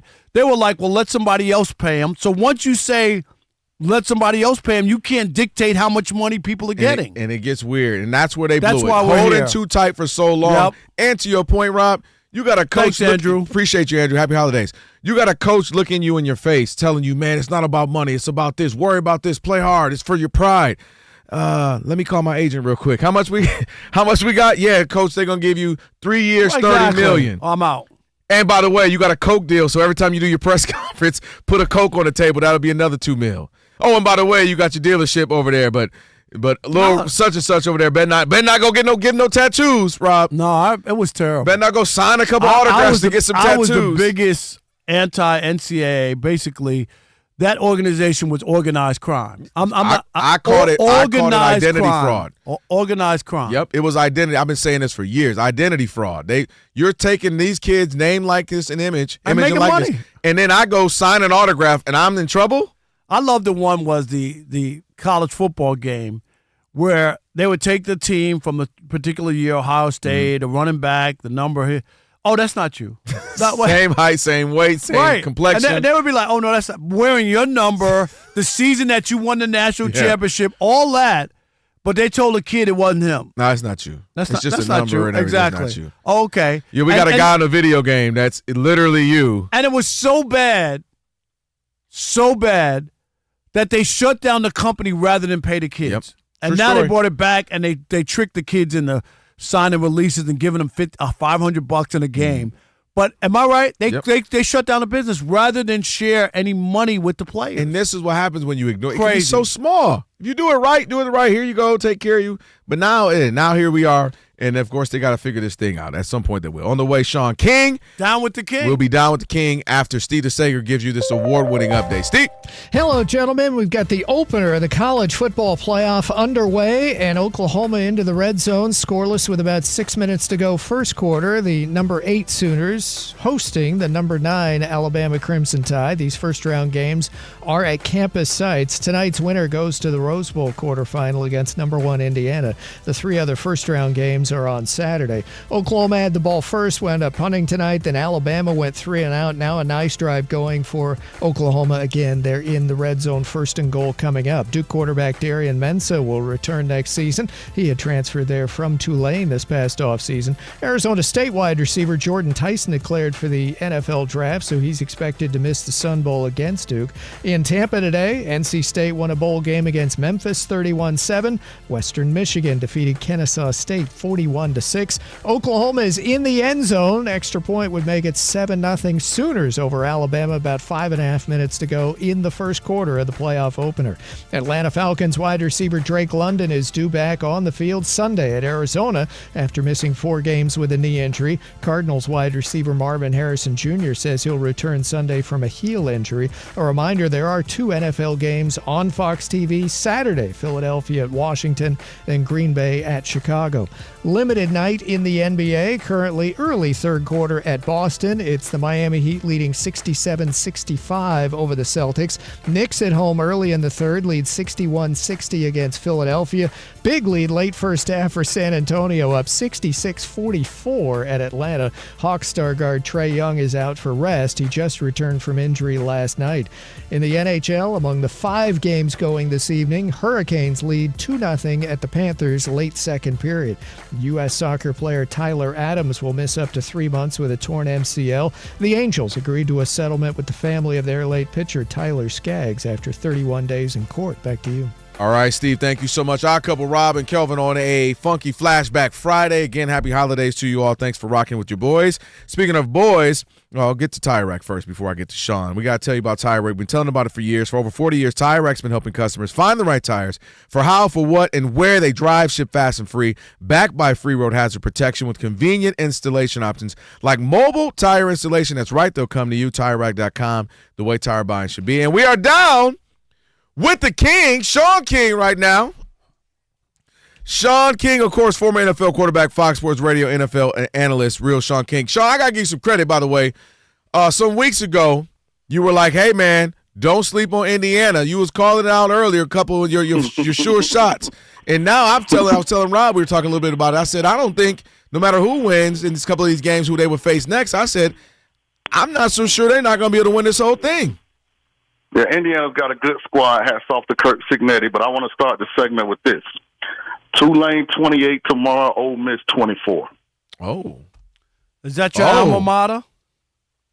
100%. I know it is. That's and this is no bias? Yeah, that's like no bias. This is like I was watching earlier when they picked the game, the winner tonight. Yeah. And Boz. But of course Nick Saban picked Alabama. Right. Like you know what I mean? Like yeah, he can't. You guys can't help it. You know what I mean? So you really got that. Hey, let's bet a 10-piece of Wingstop. 10-piece Wingstop. Absolutely. Listen, when we went there during the regular season, Oxford, a little small town in Mississippi, they only got 2 hotels. They put us in the Holiday Inn. The doors open right outside. We got food poisoning. We learned our lesson. We staying in New Orleans tonight. We're going to drive down tomorrow. We going there. Listen, we go to Tulane 28, Ole Miss 24. Okay. I called it. All right, we got that. How about this last night? What a choke job by the Rams. That was a choke job. Stop it. Sean King. Well, special teams let them down. Seattle had no momentum going. Sam Darnold had morphed back into Sam Darnold. Thank you. And they give up a punt return for a touchdown. All the momentum started to shift. Some kind of way on a 2-point conversion, the NFL called it a fumble. That might be the most bogus call all season. How? And then a fumble. And then out of all the kickers in this world, they have a kicker, a team that has Super Bowl aspirations. They have a kicker that's only kicked in 7 total career games, and he missed a field goal that would have won the game in regulation. So It was the special teams that let them down. I still think come playoff time, Seattle's fake and the Rams were real. Okay, why are they fake? Is it because of the quarterback? Yeah, you can't trust Sam Darnold on the big stage. Thank until you. He showed up on the big stage. He was awful last night. Thank you. Me and Kelvin had this big argument to start the show, and I said all he didn't change the narrative last night. He just derailed it for a week or two. Because I'm still not buying into him. And I get that. All I said, Sean, was you asked the man to come through in the clutch, win a big game, but he did played that. awful for 3 quarters in a big game at home, correct? I mean, he was bad, K. I mean, come on. I don't disagree with that. I don't disagree with that. I've been on here, and a guy like him, he's shown time and time again on the big stage. He freezes. They tried to hide their quarterback for 3 quarters. They got lucky on a long run by Kenneth Walker, and then they got a punt return for a touchdown. How about another quarterback? Phillip Rivers is getting another start. Sean, you got some in you? And now this is why I like the players. I read all the comments, and they're all, oh yeah, like we just, dude. That's why you're not going to make the playoffs. That's why you're not going to win, because you have some grandfather who's 44 years old out there playing quarterback. Sean, come on, it's disrespectful to the game. But I think what it says is it should be a wake-up call for all these young quarterbacks that come out of college with these big NIL deals, but they got no fundamentals. They got no ball location consistently that, y'all got to step your game up. Is it that, or is it cronyism too? Because Steichen and them are friends. I think it's that. It's not 32 good quarterbacks in the world right now, unfortunately. And this happened because the coach just got unlucky. I mean, Daniel Jones tears an Achilles. He wasn't playing well before that, though, Daniel Jones.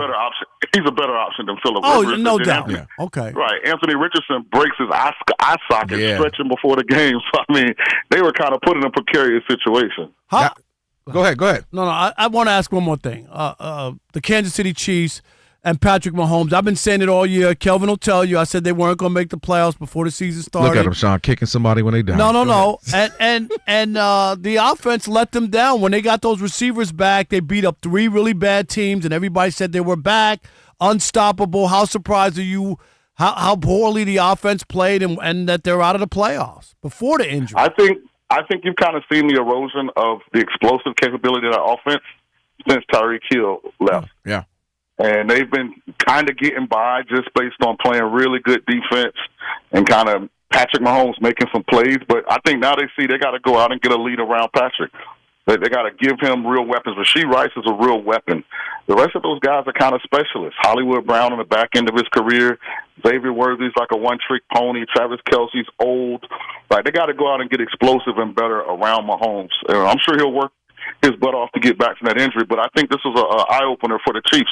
Hey, he is, of course, Sean King, former NFL quarterback, Fox Sports Radio, NFL analyst. Looking ahead a little bit to some of the games happening this weekend, I see a divisional one between the Packers and Bears, obviously a huge one for both teams. What do you make of the Bears down the stretch? They've been playing well. They've been getting big wins, and now they see Kelvin's hoping that they lose. Yeah, they could. I definitely need it for the Lions. They got 3 straight against the Packers, the 49ers, and then they close it out at home with the Lions. What do you make of this? This is a tough stretch for any team. What do you make of this?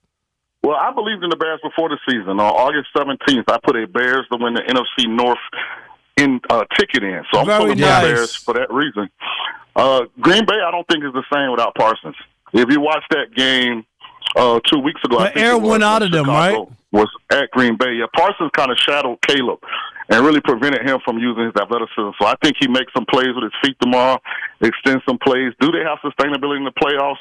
I'm not sure if Caleb is ready for that, but I want to cash my ticket, so I'm going Bears. But I do have a big-time prediction. Okay. And I know you like Shuckle City, Rob. Yes. Go and put some money on the Houston Texans to win the Super Bowl. That's not crazy. They have the best defense in football. I said they've had a Super Bowl defense. I'm not sure on the quarterback. He doesn't like CJ. I'm not a big CJ Stroud ever since after the first year. I'm going to be honest. He's got to prove it, but I think he's playing a lot better since he came back from the concussions. They finally got their full complement of guys healthy. I think Houston is dangerous. I love DeMeco Ryans as a young coach. How I saw this on CBS.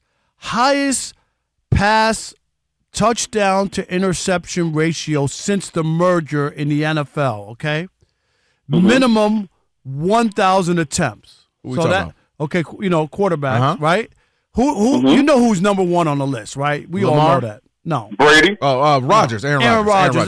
Touchdown to interception because he didn't throw interception. Of course, he's like 38-5 every year. Right. Okay. So Aaron Rodgers number one. Who's number two? A current quarterback who we're watching right now. Who's number two on this list? It's got to be Lamar. Lamar's third on the list. Okay. Oh, okay. I mean, my initial thing would be Stafford. Oh, I know who it is. I know Rob. It's Caleb. It's Caleb Williams. No, and I'm just giving because I saw this list. Aaron Rodgers 4.3, Caleb Williams 3.4, Lamar 3.3, Patrick Mahomes 3.1, Russell Wilson 3.1, and Tom Brady 3.1. Well, that's why you can't just go by stats alone because Caleb was uneven last year, but he didn't turn the ball. No. We don't. Right, you're right. He wasn't uneven. He's not a turnover machine. Yeah, he doesn't just throw. Yeah, if you look at his stats, he didn't have a bad year. But the fact that Russell Wilson is on that list, come on, man. The last 2 years, that just means that Russell's not willing to take chances. So you can minimize interceptions by not being risky. But in order to win a championship, you got to not only take chances, you got to be good at doing it. Be judicious on when to do it. Throw accurate footballs when you do it. Like, that's how you win a championship. Say what you want about Jalen Hurts. He's played the best 2 games of his careers in those two Super Bowl games. We talk about it all the time. Yeah, we talk about it all the time. Yeah, those 2 games easily. He played really well. They said, stop Saquon and you'll win the Super Bowl, and they stopped Saquon, and he was the MVP. The Lions Steelers game, big one. The Lions basically have to win all 3 games. I don't think they're making the playoffs. I picked them not to make it before the season started. Where are you on the Lions and their chances? Well, I believe in the Steelers, so I think this is ready-made for the Lions. Coming off a loss, Steelers coming off a win. But because of the injuries in their secondary, I don't think they got a chance to win it. They're good enough on offense. They can, go through stretches where they look excellent and elite, but just defensively, I mean, that entire secondary is injured. And I think that'll get exposed when you look at the quarterbacks. I know Baker struggled a little bit, but I believe in Baker in the playoffs. You got Matthew Stafford. Of course, you got Jalen. I just think those quarterbacks are going to be able to take advantage of the Lions if they make the playoffs. Okay. All right. Yeah, I can understand that. At some point, the secondary it can't keep trying to bend but not break.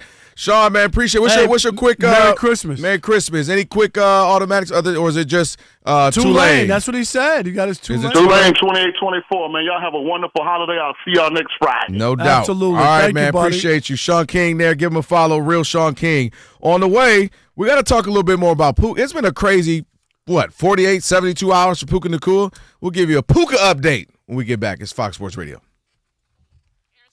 And before I do that, I got...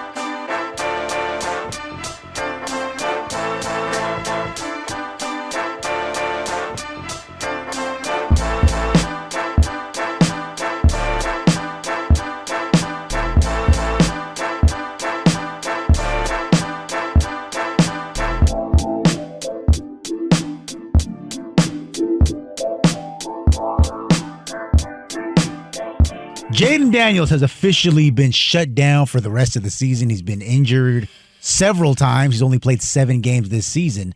Most recently, he came back from dislocating an elbow, re-aggravated the injury on interception, trying to make a tackle, trying to be a hero.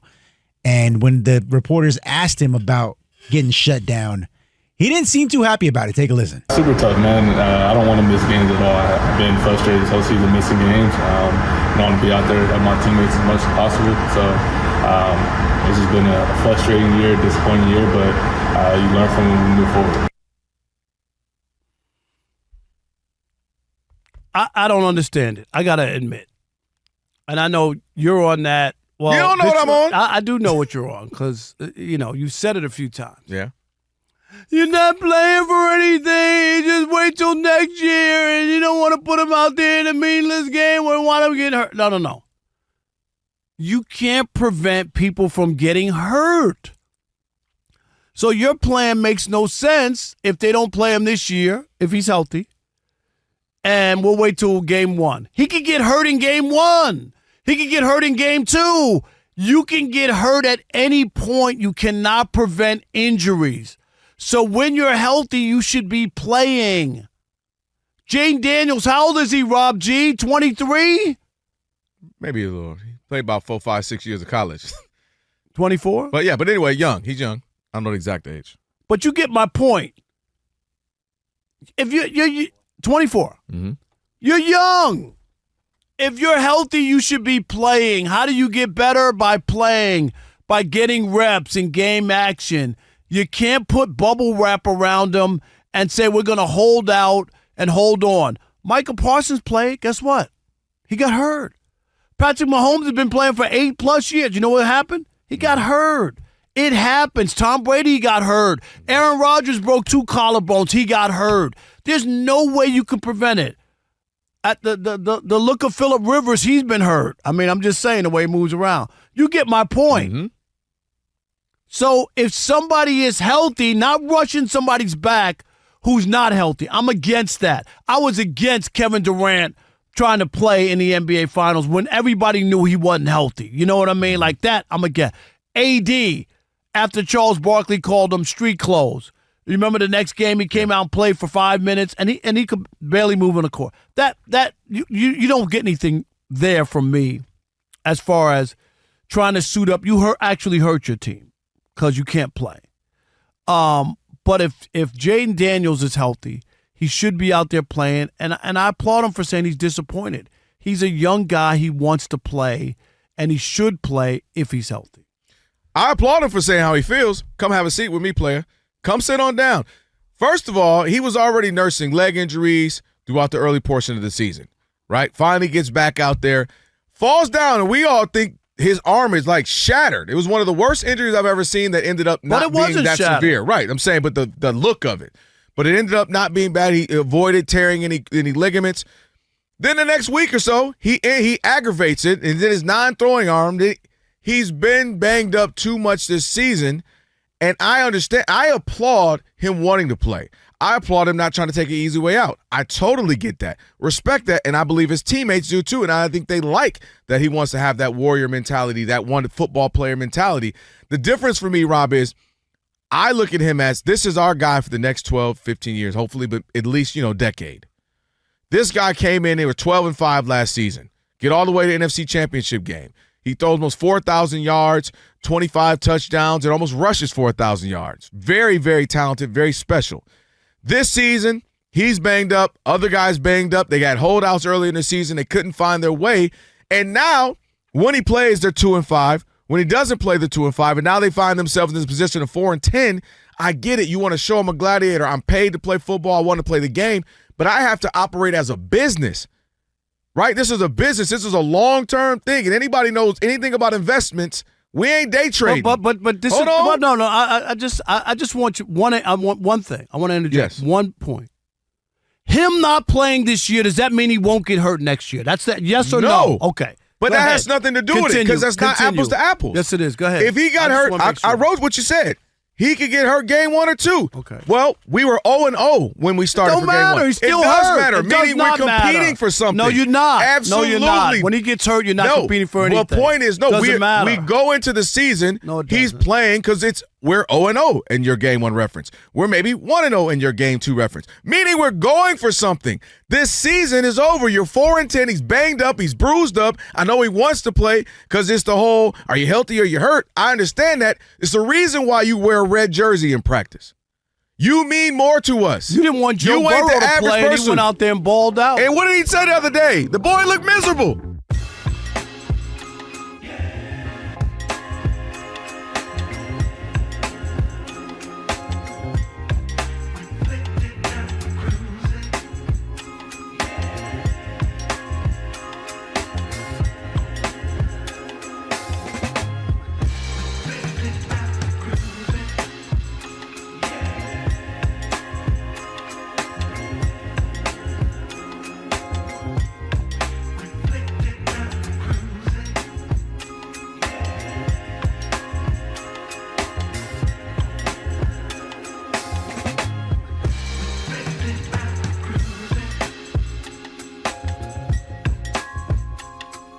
Fox Sports Radio, Odd Couple, Rob and Kelvin on a Funky Flashback Friday. Big shout out to Sean King. Check out the podcast. Shay will get it up later. Sean King joined us.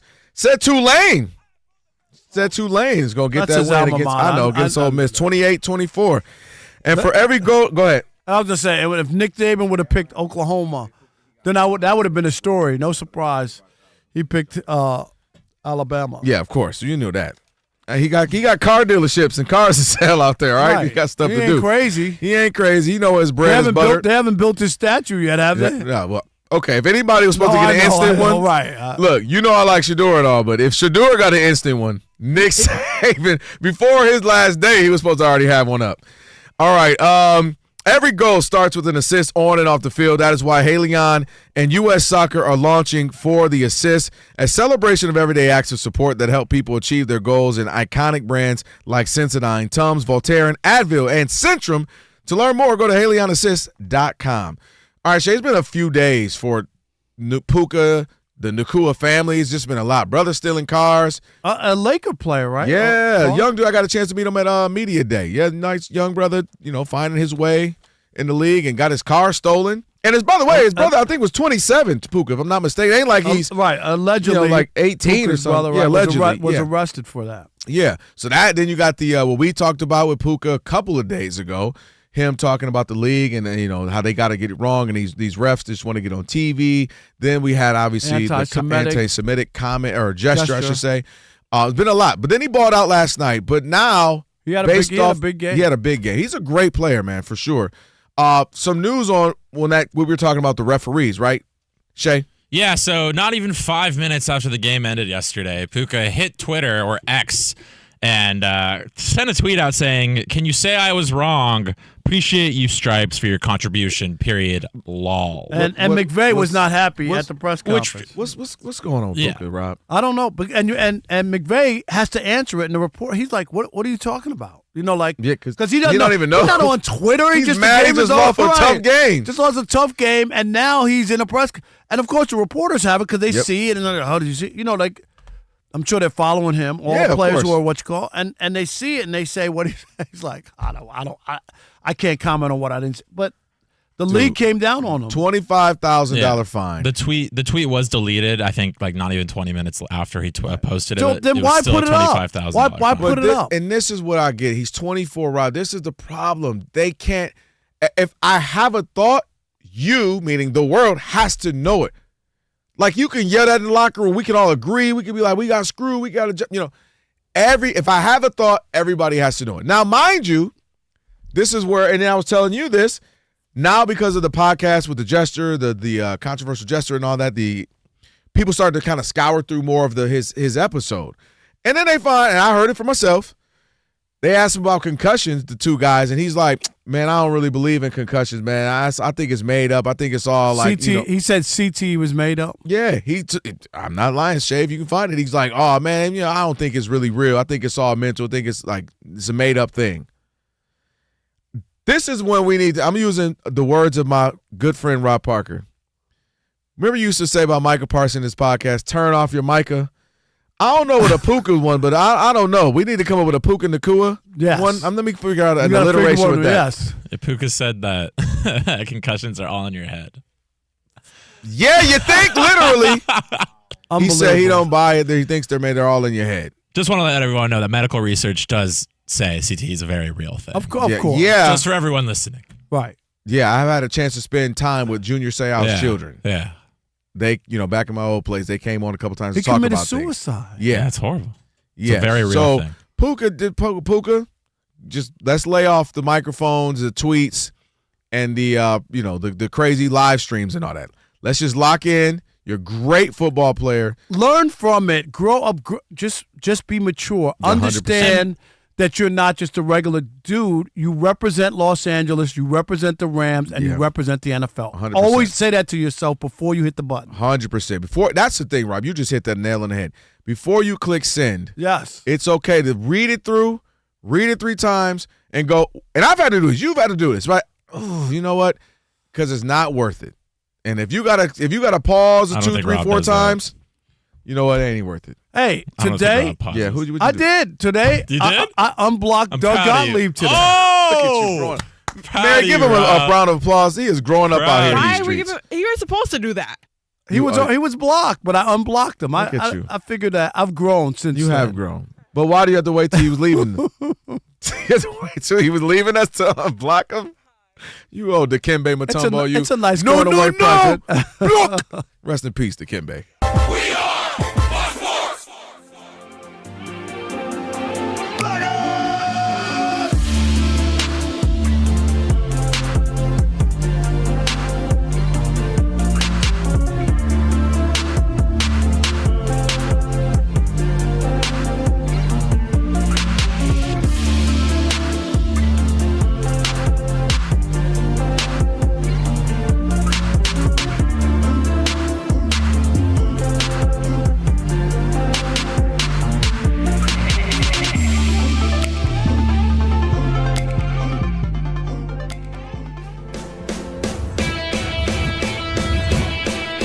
Wake up, it's two pros and a cup of Joe, Fox Sports Radio. You ready? Yes. I'm Colin Cowherd. This is The Herd. You are listening to The Dan Patrick Show. It's the odd couple. You know what time it is. Let's get it. Fox Sports Radio. Bigger, bolder, and better than anyone in the game.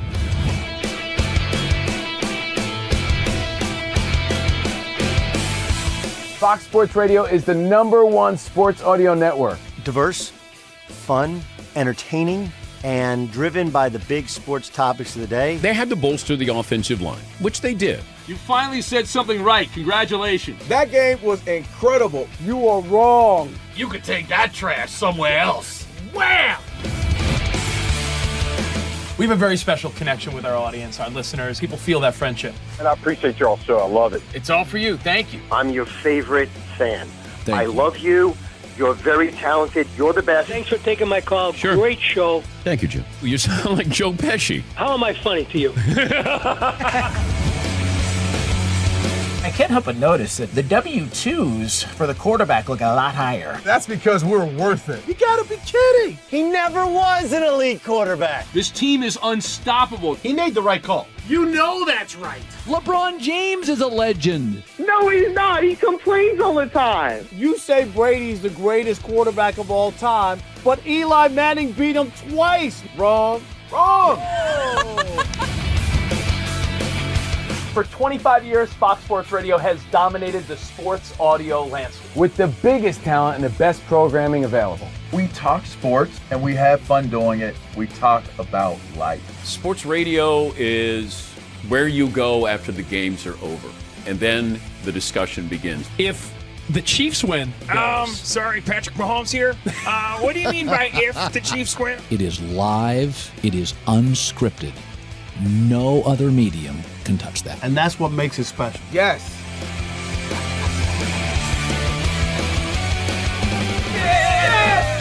Who wants some? Bigger, bolder, better. We are Fox Sports Radio. Yeah.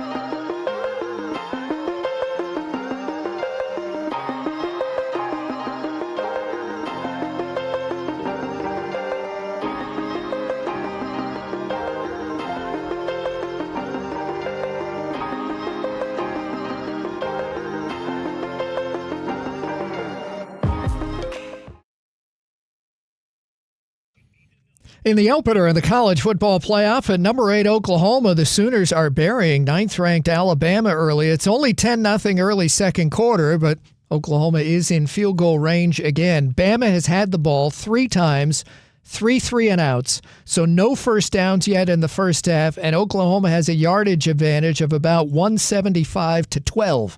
Tonight's winner goes to the Rose Bowl quarterfinal against number 1 Indiana. The 3 other first-round games are on Saturday. That will include number 10 Miami at Texas A&M.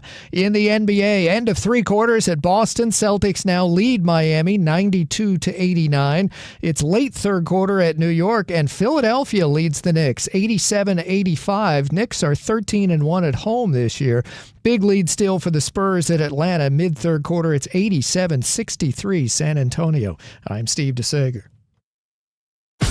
I've been covering this league since 1987.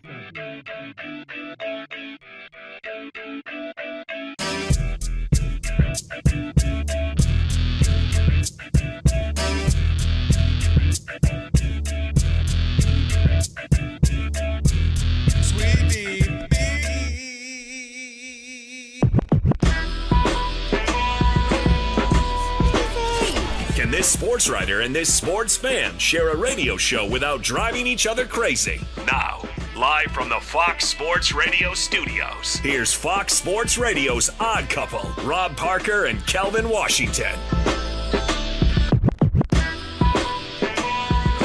Hour number 3 here on The Odd Couple. And if you missed any of today's show, you'll want to catch the podcast. Just search Odd Couple wherever you get your podcast right after the show. Today's podcast will be posted. Shay is putting it together as we speak.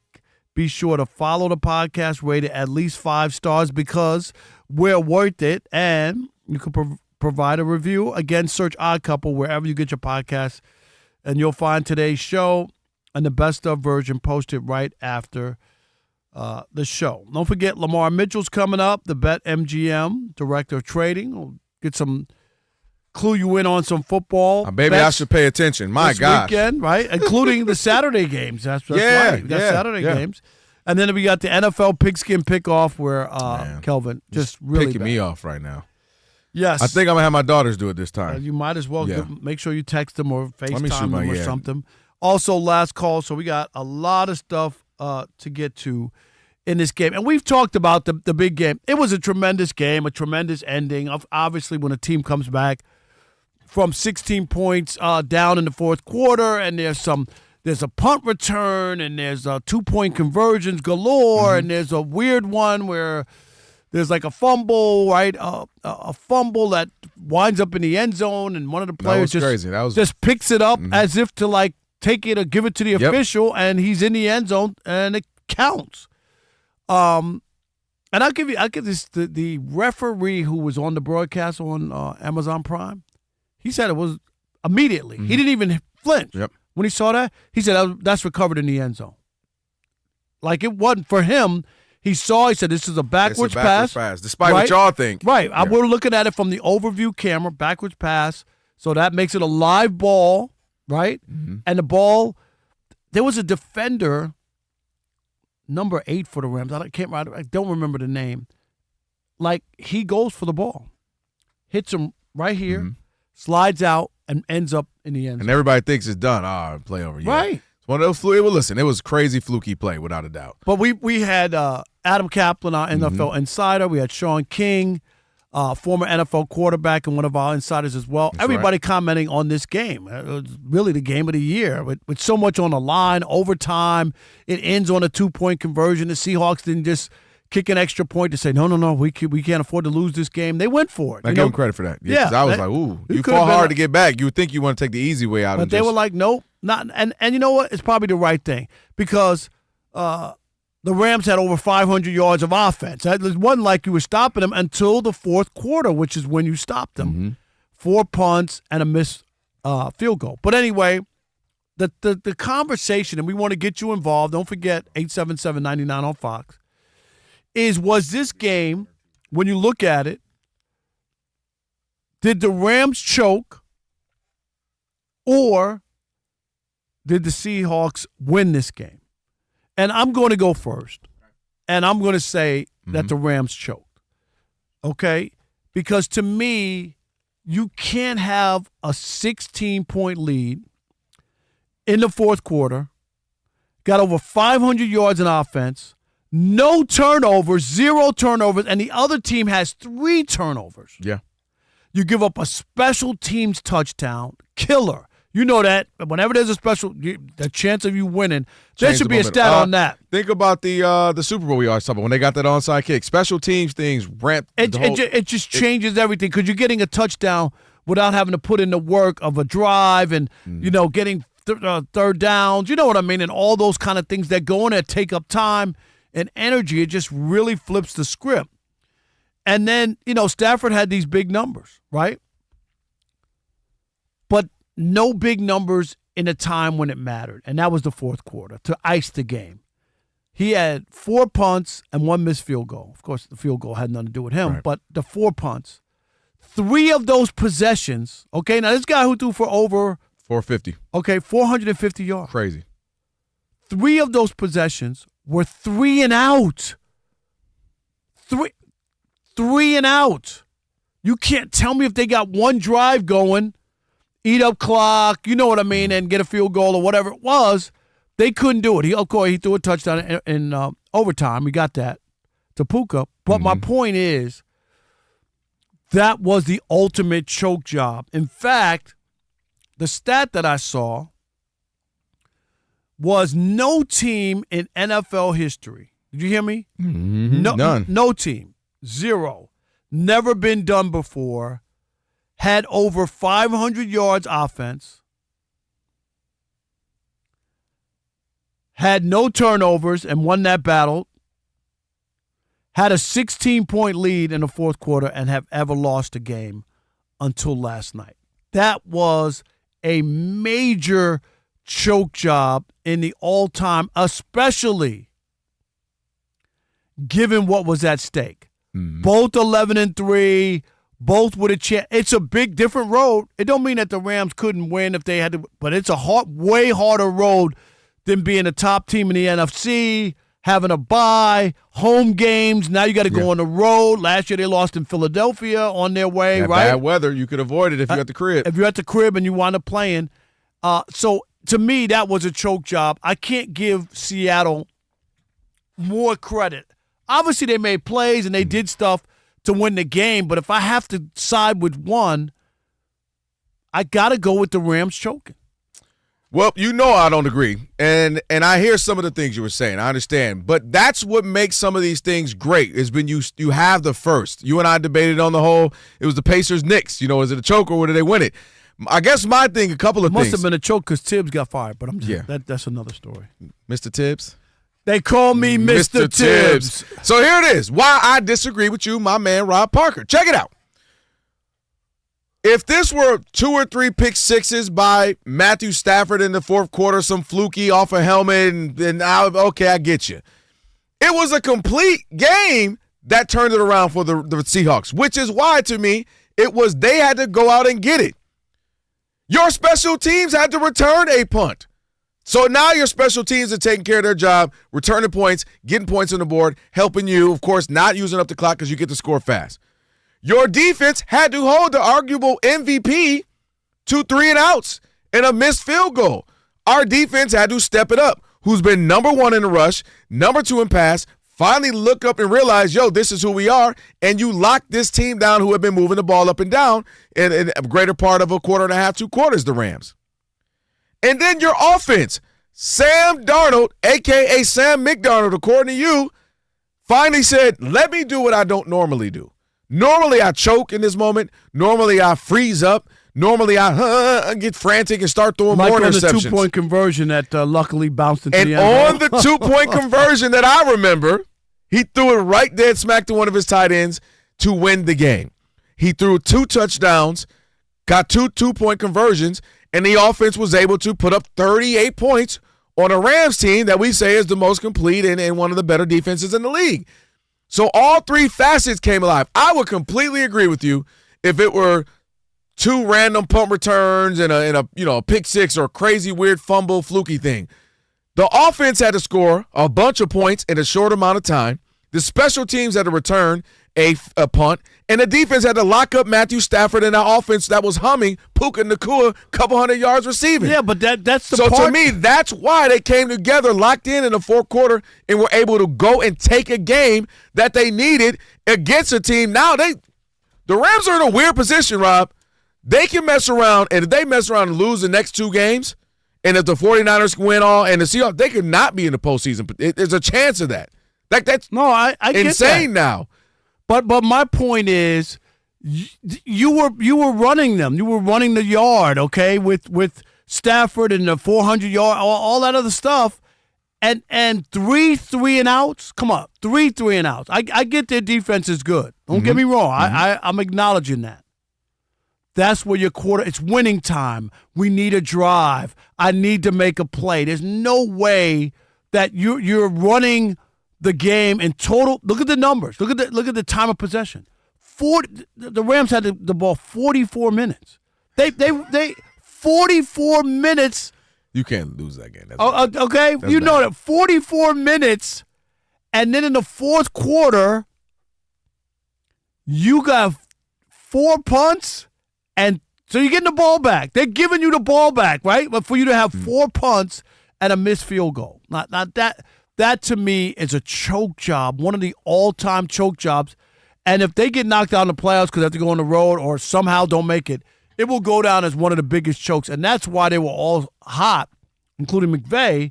He knows the significance of that. It's different. It's different if you were in a shootout and they beat you. They're a good team. You can live with that. Not to be up by 16 in the fourth quarter. With like 8 minutes left. And that's, again, why I give the Seahawks the edge. Because they had to do it in all 3 facets. It wasn't just some random fluky turnovers from Stafford or some running back fumble twice and some crazy Derrick Henry fumble he had a couple of times this season. God. This wasn't that. This was special teams doing it, defense locking up on the Rams, offense going to do it. And again, you exercising the demon, Sam Darnold. Got to give him credit. The dude looked bad that first 2.5 quarters. And you're like, here we go again. He can't do anything against the Rams. Just he can't win a big game. What did you think in the first half? Seriously, did you go like, oh? First half. What seeing Sam Darnold? I told my children, leave me alone. They said, why? I said, because I got to hear Rob tomorrow. You already know it.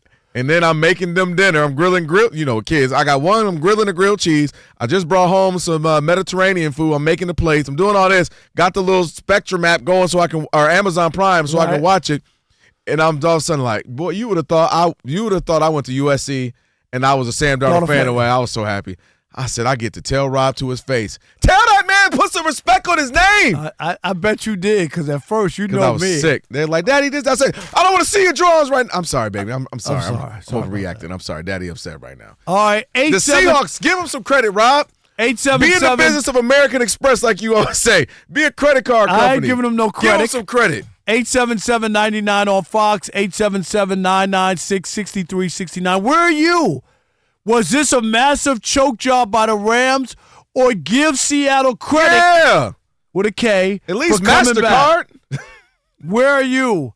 This will be interesting. I can't wait to hear from the Odd Couple listeners on this, because I think it's going to be a landslide one way. No, sir. All right, 877-99 on Fox. Rob Parker, Kelvin Washington, right here on Fox Sports Radio. And you know what you need to do.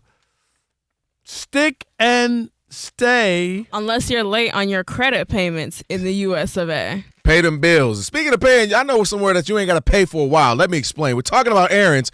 Put down the wrapping paper, drop the gingerbread cookie, and to tell the elf on the shelf to take 5. Have a little break, elf, because Aaron's just broke the holiday universe. Full on North Pole meltdown. They are extending the season of giving with no payments until January 1st of 2026. You heard me right. You don't owe a thing until next year. And so the best part is you can start with just 1 penny. So if you got a penny just jingling around in your pocket, if you got one in your ashtray, anywhere you can find one under your shoe, doesn't matter. Grab that penny, because you are in luck. You're basically Santa Claus. Grab it and slay your way to your nearest Aaron's. Did you know that Aaron's been taking care of communities for 7 decades? We're talking 70 years. They've been helping customers bring home brand new name brand furniture, appliances, electronics, and mattresses Everything you need to make your home holiday ready and cozy. So remember, the start of Just a Penny offer is in store only, and it won't wait. So get moving, get festive, and strut in the errands like you own the place before time runs out. So no payments required, again, until January 1st of next year. 12-month minimum lease required. Finance charges accrue during no payment period, subject to credit approval. Other terms apply. See store for details.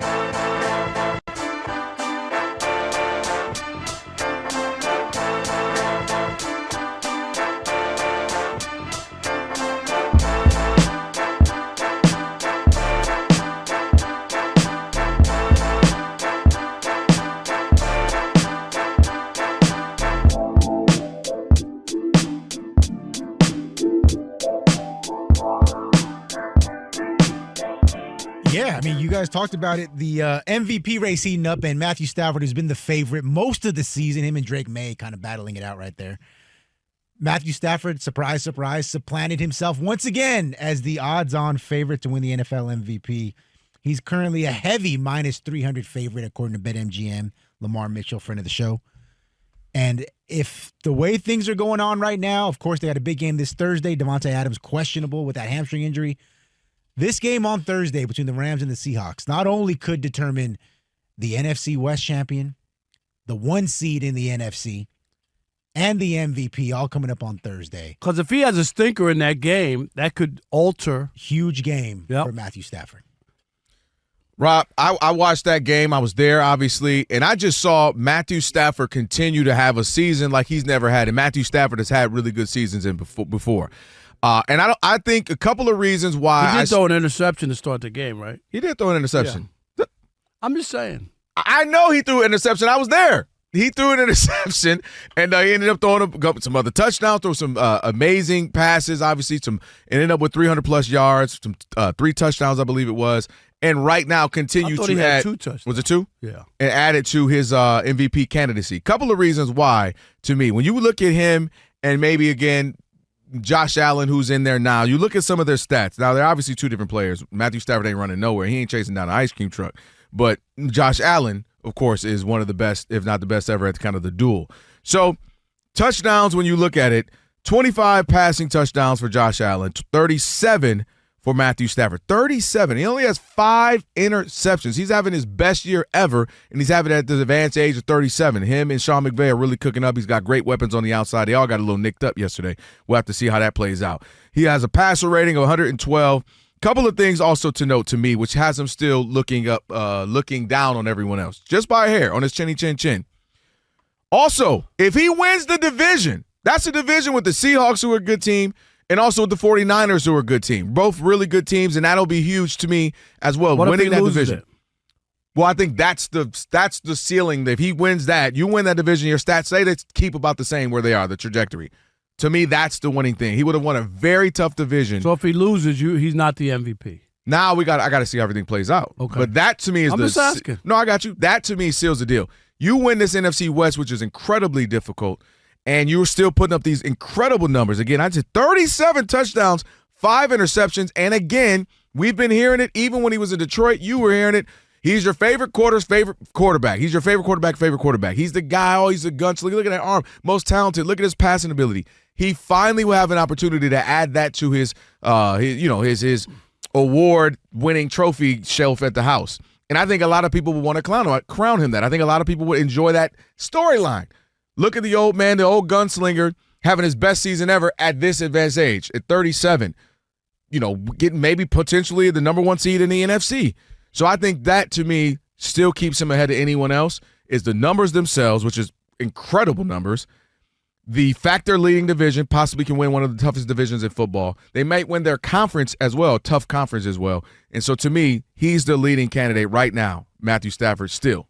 Matthew Stafford lost the MVP yesterday. He is not the favorite to win the MVP. First of all, yesterday against the Lions, he didn't do anything special. Guess what? The Lions have given up 1,377 passing yards and 10 passing touchdowns their last 4 games. Opposing quarterbacks have thrown for at least 360 yards in 3 of the last 4 games. So he didn't do anything special. He's doing what everybody has done against the Lions. Here's why Matthew Stafford lost the MVP yesterday. because we saw another game of the year from Josh Allen. He's down 21-0 on the road to the best team in the AFC. And he engineers an unbelievable comeback. All right? Mm-hmm. He did it in Week 14 against the Bengals. They were dead. He brought them back. And Week 1, can we not forget that game against the Ravens? Ravens put 40 points on them. And guess what? Josh Allen rallied them in the fourth quarter, and they won that game. In those 3 games of the year, are you ready? Yeah. 332 yards per game.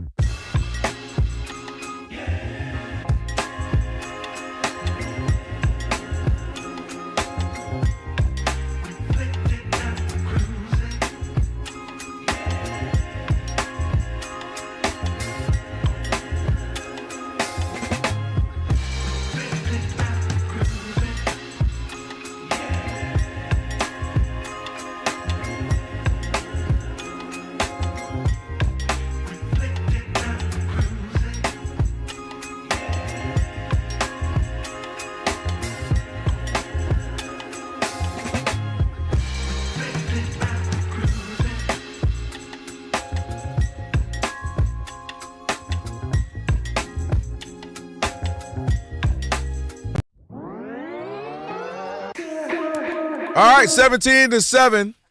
Oklahoma is up on Alabama, but Alabama's moving. They're in the red zone now. You got 4 minutes left. There was a huge in the first half drop. Did you see that drop? Yeah, but about a 50-yard reception would have been for the yeah. Oklahoma, but ended up dropping and they had to punt. Alabama, this will be huge for them. They get in here and get 14 and be down 3 heading in close to halftime. Odd couple, Rob Parker, Kelvin Washington on a Funky Flashback Friday. Happy holidays to all of you. And, of course, we got to tell you before we get to it, we got coming up Lamar Mitchell, BetMGM Director of Trading. We'll talk to him in about 8 minutes or so. Check out the YouTube channel. Elijah does a great job getting us up there looking so pretty. It's so pretty. You can check it out by going to YouTube, searching Odd Couple FSR. Our numbers are going to go through the roof because I have a haircut. You got a haircut. I'm going out tonight. You know what I mean? Yeah, feeling good, Feeling Carrie. lucky. You might, speaking of feeling lucky, you know, Carrie, it's going to be something in there. Carrie messing around with Carrie. I know. I'm hoping. Yeah. All right, just making sure you're ready for that.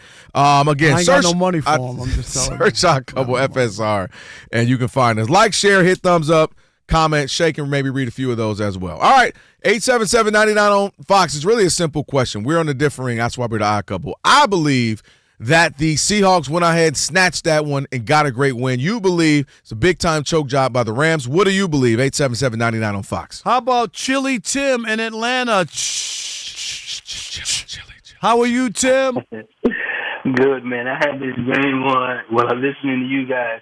The truck was at the top of the subdivision, so Alabama's kept it from going on the street that he lives on. So maybe they'll keep the moving truck, at the top of the subdivision so far. So yeah. He's hanging on right now. He's got to win this game, like I said. Oh yeah. But, well, he might be going to Michigan. Yeah, I think so. But Kelvin, I had to agree with Rob. You know what happened last night that game? It was like a Gilligan Island shipwreck. Okay, yep, right. You just talked to Rob, Chili. Just go ahead and talk to Rob. You talking his language. That's right. Let me explain. So it's a shipwreck, right? And, so what happened was Sam Darnold saw some pieces of the wreckage of that was the Ram ship that was falling apart, and he grabbed hold on the wreckage and held on and floated to shore. Dude, that was a total. Chili, you could have went like very 20 nice, years later. very nice. 20 years later, they gave me the Titanic. You know that, right? He held on to that piece of wreckage from that shipwreck that the Rams had, and he floated to the shore. He didn't have to swim. And you know what, Chili, that was a perfect analogy because he's more like Gilligan in big games. I'm just saying. Exactly. Chili, I don't want to talk to you anymore because you could have gave me the Titanic. You could at least came 20 years later. You guys have a good weekend. All right, no you too. doubt, man. Yes. Merry Christmas, brother. All right, Dion in Texas. You're on the Odd Couple. Fox Sports Radio. What's up, Dion? Hey, what's up, Rob? What's up, Kelvin? Yo. Merry Christmas to you guys. Same to you, brother. And Dion, just a programming note, I will be here on Christmas Eve, Christmas Day, New Year's Eve, New Year's Day. Okay, I'm off Christmas Eve, but I work on Christmas Day. So, man, I'll go. let y'all tune. Hey, I'm calling. But look, brother, hey, what's Sam Darnold's playoff record? Could you guys enlighten me and the public as well? What's his playoff record? Shay, look it up. Is he 0-1, my guess? There you go. Guys, he don't even have a resume yet. Once you arrive, you arrive. So we got to give this man a lot No. of Last year when he lost to the Lions, that was for the division. That was like a playoff game. That wasn't a playoff game. It was Well, like last one. night was also like a playoff game as well. How well did he play, Dion? Come on, man. He did not play very well in the first half, but in the second half, he made the plays he needed to play. And I'm telling you right now, man, if I'm the Miami Dolphins, and I'm definitely from the Minnesota Vikings, man, they would be in the playoffs right now if Sam Darnold's on any of these teams, to be honest with you, man.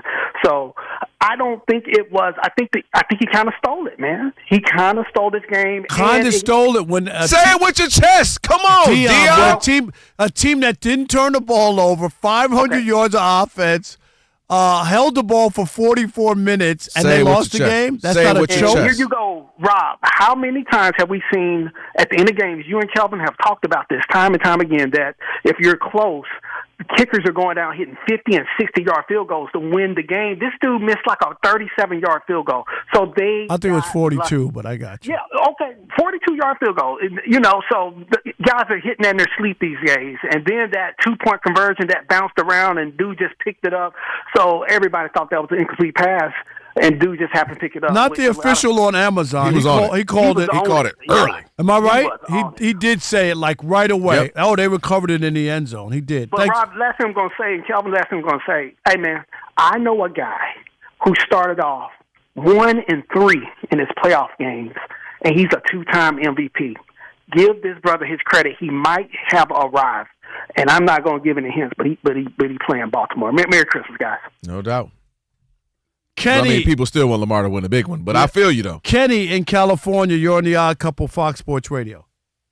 Hey, Rob, I hate to blow your weekend, Kelvin, but you got to give Rob his props, brother, because that was a gift from the Rams to Merry Christmas and Sleepless in Seattle, Sam Darnold, man. I've been covering the league since 1987. There's the quote, Rob.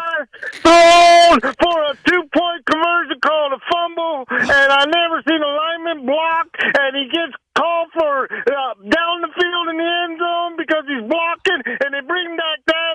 Hey, that was a gift. And Rob, the only reason Calvin was rooting for the Seattle is because they beat the Lions. Yes, you know it. You know it, Kenny. Thank you, That's Ken. funny. No doubt, Ken. Hey, Merry Christmas, Happy New Year, Happy Holidays to you, brother. No doubt. All right. There you have it. Well, I appreciate everybody on the calls, man. We got to Lamar Mitchell, BetMGM director, on the other side. Right now, we're going to our man, Steve Taker.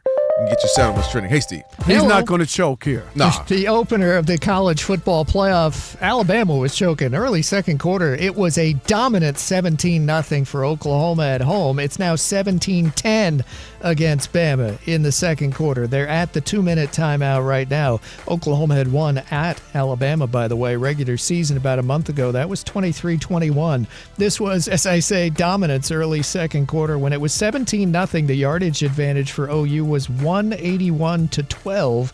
Alabama had no first downs, going 3 and out on its first 3 drives. Now they've not only had a touchdown drive, but after Oklahoma punted, well, kind of, the punter dropped the ball and had his punt blocked. That turned into a Bama field goal. So Sooners 17, Alabama 10. Late first half. The 3 other first-round games are on Saturday. In Tampa today, NC State won a bowl game against Memphis 31-7. Western Michigan defeated Kennesaw State 41-6.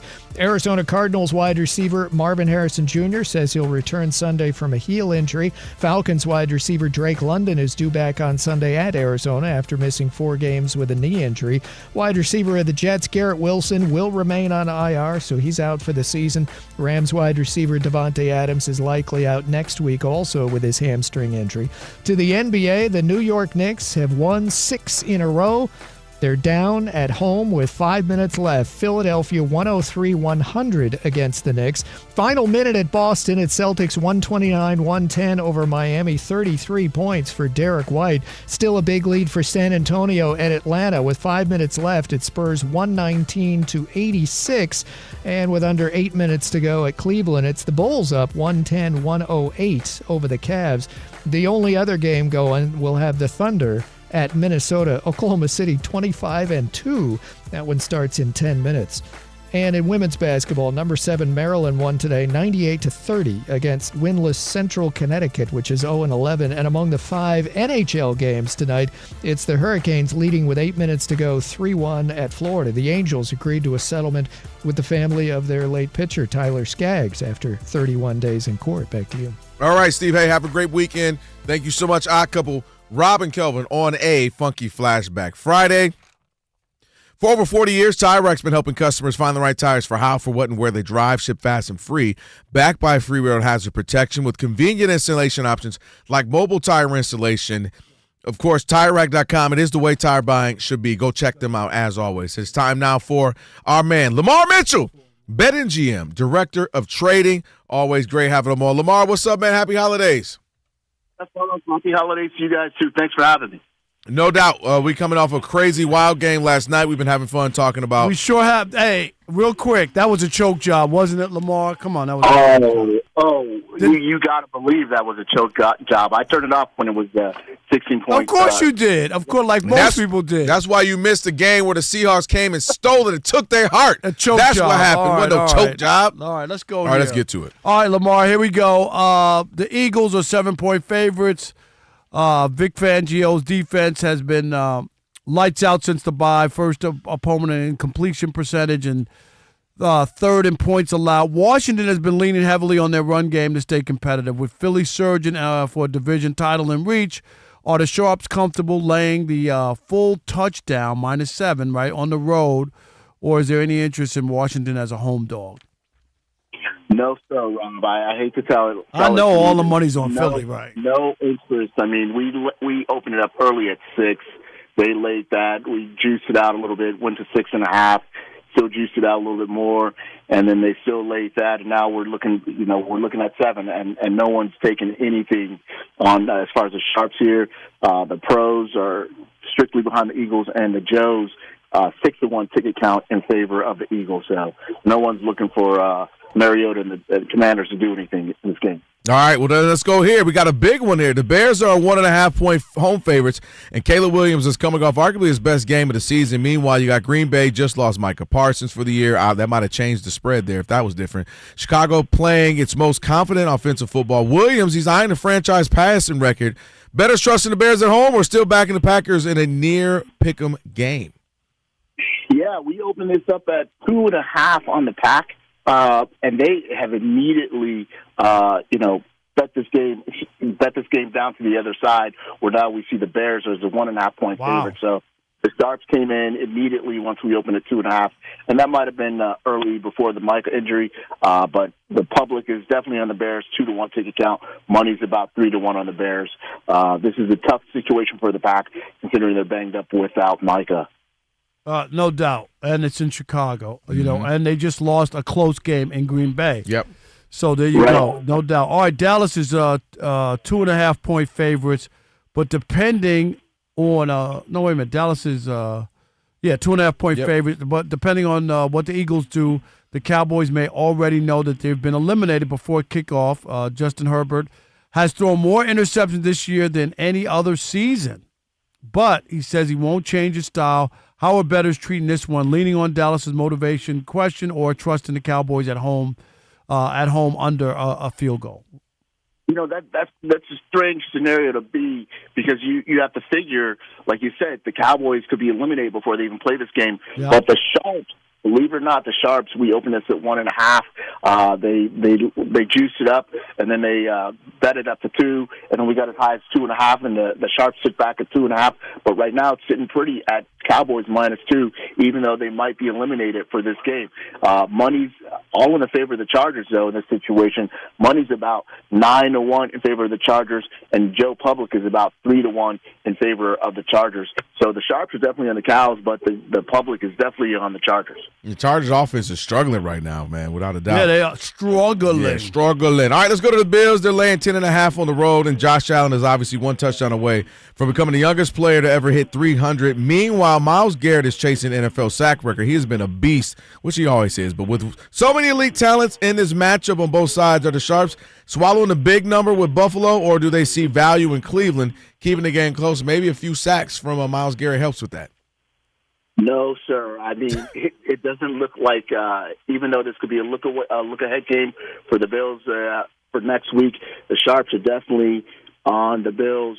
We opened up 9, laid it up to 9.5, up to 10.5, and we're at 10.5 right now. Sharps definitely been on this side. The public is on the same side with these guys, too. This is definitely Joe's and Pros on the same side. 6-1 in favor of the Bills on the ticket count, and about 5-1 at this current time about money in favor of the Bills. So no one's really, even though Myles Garrett is looking for that record, I don't know if, the public definitely isn't believers in the Browns this weekend. How about the over-under on Shadour's interceptions? Is it 6? No, I'm just saying. Sorry about that. All right, Kansas City is -3 with Gardner Minshew, the furniture store, starting for the rest of the season. Tennessee has quietly won 4 of their last 6 matchups against the Chiefs, which is surprising. I did not know that. Tony Pollard has back-to-back 100-yard games. Mahomes is out. Is the market back in Minshew to stabilize things, or do the Sharps see the Titans as a live home dog here? Absolutely. You're right on the right spot there, Rob. We opened this up originally at 4.5. Chiefs is the favorite, even though Tennessee, like you say, has played well lately. And they took the 4.5, took the juice, got it down to 3.5, took the juice on that, and right now we're sitting at -3 flat. Definitely, the Sharks are definitely on the Titans here, but the public is about split 50-50, and the money's about 3-1 in favor of the Titans in this situation. But definitely looks like a Joe's versus Pros in this situation. All right, let's go here. Cincinnati is a 4-point favorite over Miami, who is turning to rookie quarterback Quinn Ewers. The Dolphins, they rely heavily on yards after catch, and the Bengals defense has allowed the most yak over expected in the league, and also bettors are trusting Jake Browning and the Bengals to take advantage of Miami's chaos. What about the Sharps? Are they any interest in the rookie and the points? In this situation, I would have to say yes. Yes. Because what we have here is the Bengals were 1.5, and now they were plus 1.5, and now they're all the way up to 4. So in this situation, it's like the no interest in Ewers. Like I say, originally we opened at the other side, and now it's bet around all the way to the other side where the Bengals are the favorite. I think Joe Burrow is going to do his job, and Ewers is going to perform like a rookie in his first start. That's where the Sharps at on this situation. Money's about 10-1 in favor of the Bengals, and tickets are about 4-1 in favor of the Bengals. So this was definitely Joe's, and the Pros are definitely on the same side here, heavily in favor of the Bengals. All right, here we go. Denver's 3.5-point favorites, and their defense has been dominant at home. My God, 27 sacks in 7 games. But Trevor Lawrence has been balling out, 12 touchdowns his past 5 games, hasn't been sacked in 3 of them. Which matchup is driving the bettors here? Denver's pass rush at altitude or Jacksonville's red-hot red zone offense? I just don't think Denver can win. They've won 11 in a row. I keep saying that. I don't think they're going to win again. Where's the money on this game? So the money on this game here is about 3-1 in favor of the Broncos. Wow. Joe Public though is about 4-1 tickets in this situation on the Broncos, and the Sharps are split. We've had some money on both sides of this game, so the Sharps are 50-50. Just want to get the right price that they're looking for when they're shopping. But Public is definitely on the Broncos here, and it is hard to sustain winning close games like they've won, as we see that they've won 11 in a row, and they're just been on a hot streak. But Public's definitely backing them up in this situation. No faith in Lawrence. Yeah, I can understand. I mean, people still want to see it. I'm just saying, like, the idea of winning 12 in a row. With Bo Nix. It ain't like John Elway back there. Exactly. So we'll see. All right, couple more for, of course, Lamar Mitchell, BetMGM and Director of Trading, joining us now. This is a big one for me and Rob. You know, we got our couple of bets going on here. Detroit is favored what am I trying to say? 7-point. 7-point favorites at home, and the Steelers are likely without T.J. Watt, which is obviously a big blow for them. Pittsburgh generates most of the passing yards through yards after catch, but Detroit is the lead at limiting yak. Lamar, the Sharps, are they treating this like a bad matchup for Pittsburgh, or is the touchdown spread keeping it balanced? No, it's really kind of like the last game we talked about, Jaguars and Broncos. The Sharps have been on both sides here. We opened up at 7, bet it down, back to 6.5, and now we're back at 7. So they laid the juice, they're taking the juice. Sharps are betting it both ways, but the public is this is public money all the way. Public's about 4-1, closer to 5-1 as far as tickets, and about 6-1 as far as money coming in on the Lions here. So public's definitely favoring the Lions in that nice warm dome. I'll say this: if the Steelers win this game, I will win 2 bets against Kelvin. That's where he's at, like 2 bets, because he had the Steelers only winning 8 games. 9. You said no. What? It's 9. We do this every week. We do that. It's 9. And the Lions would probably be out of the playoff picture. Yeah. They're already, right now on the outside looking in, but another loss would probably seal their fate. All right, one last one, Lamar. Let's go here. Ravens -3 against the Patriots. Baltimore is a -3. But they have their red zone issues are glaring. Second worst touchdown rate in the league. Yeah, when they get down there, they get a lot of field goals. But the Patriots have the worst red zone defense in football, with Drake May putting up elite numbers on the road. Are the Sharps expecting the Ravens to finally break through in the red zone, or is this a heavy interest in New England as the field goal underdog? Yeah, no, not a lot of interest from the Sharps. We initially opened up at 2.5. They juiced it up, and then they were sitting pretty at 3. So they initially laid the 2.5. But the public in this situation here, the public is definitely on the Patriots, 2-1 in favor of tickets there. But the money is about 2-1 in favor of the Ravens. So it's split altogether, money, tickets, and Sharps. So not a lot of activity so far, but that's usually our get back money game, the 5:20 game on the West Coast here. So if people have lost money at the end of the 10 o'clock and 1 o'clock game, they always roll it over to that last game. So we'll see what happens, and I expect more action closer to game time for this, depending on the bankroll the players have. No doubt. All right, Lamar. Well, happy holidays to you, Merry brother. Merry Christmas to you That's and the right, family, Merry my man. Christmas. You too, fellas. Merry Christmas, happy holidays. I'll talk to you guys soon. No doubt. Lamar Mitchell there. Of course, we'll have some. We'll see how we did. Yeah, for sure, man. All right. Coming up, last call. NFL pigskin pick-off as well. Maybe I should get my daughters on the phone right now. It might be too late for you. Yeah, it might be too late. It's a wrap. All right, we got that coming up. 877-99 on Fox. 877-99 on Fox. You want to get in on last call as well, you can hit us up. It's the Odd Couple, Fox Sports Radio.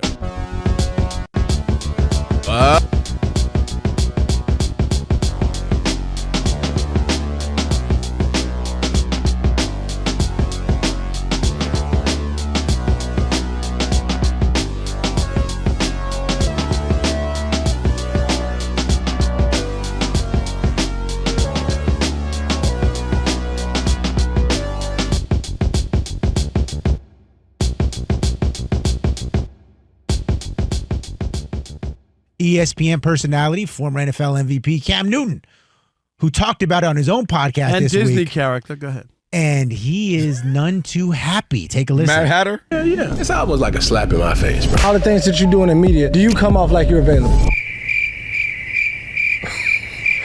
Well, state the case then, bro. Did Phillip Rivers send any type of signs that he was available? Why you asking me to do something that everybody else didn't do? I ain't no lab rat. Come on, bro. You still are available. Have you followed my Snapchat?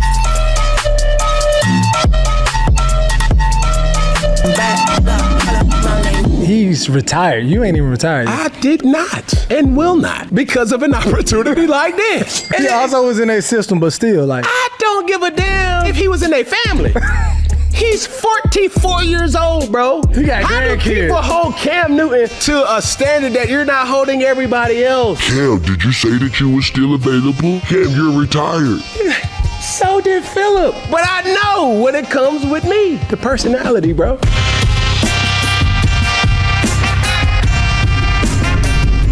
Folks don't want a Shador situation. They don't want a Shador, huh? They don't want a circus. Yeah, they want somebody who can complete better than 52% of their passes. Okay. Well, I mean, you let it right there, Rob. Here's the thing. What Cam is missing. So the part in that video or that sound you miss is because he goes, "Have you seen my Snapchat?" And then he shows in the video, he's insane. We were talking about Aaron Donald earlier. There are some people who retire or stop playing who continue to work out like crazy. So physically, yeah, Cam, you're a specimen. 6'6", ripped up to probably still run.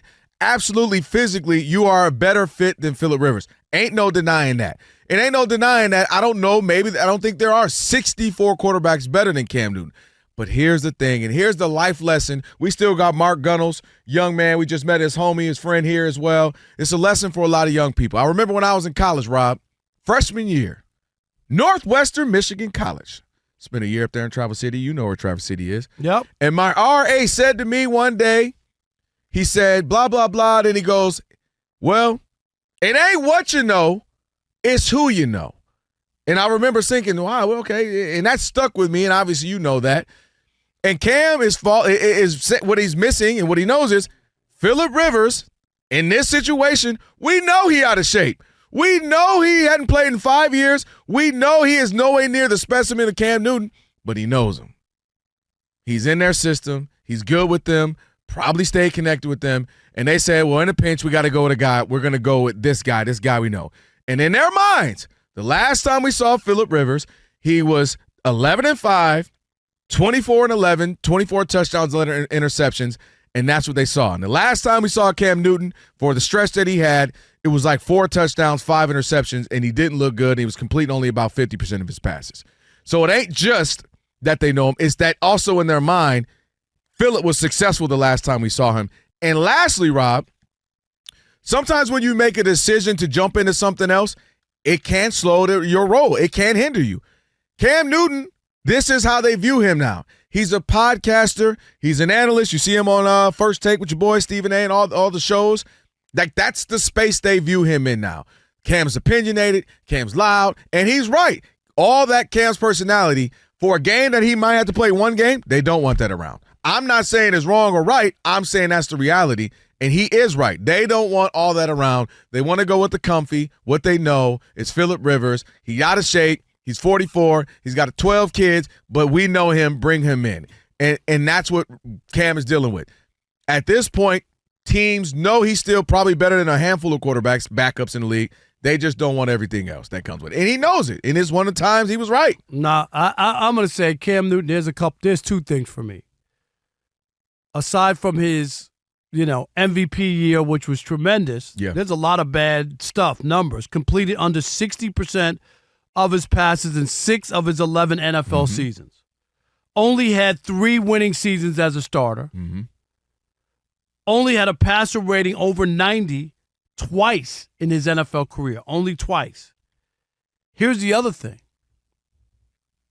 He's turned into Dwight Howard. The reason that Dwight Howard didn't make that list, top 75, what happened to Dwight Howard? Got goofy. He got goofy.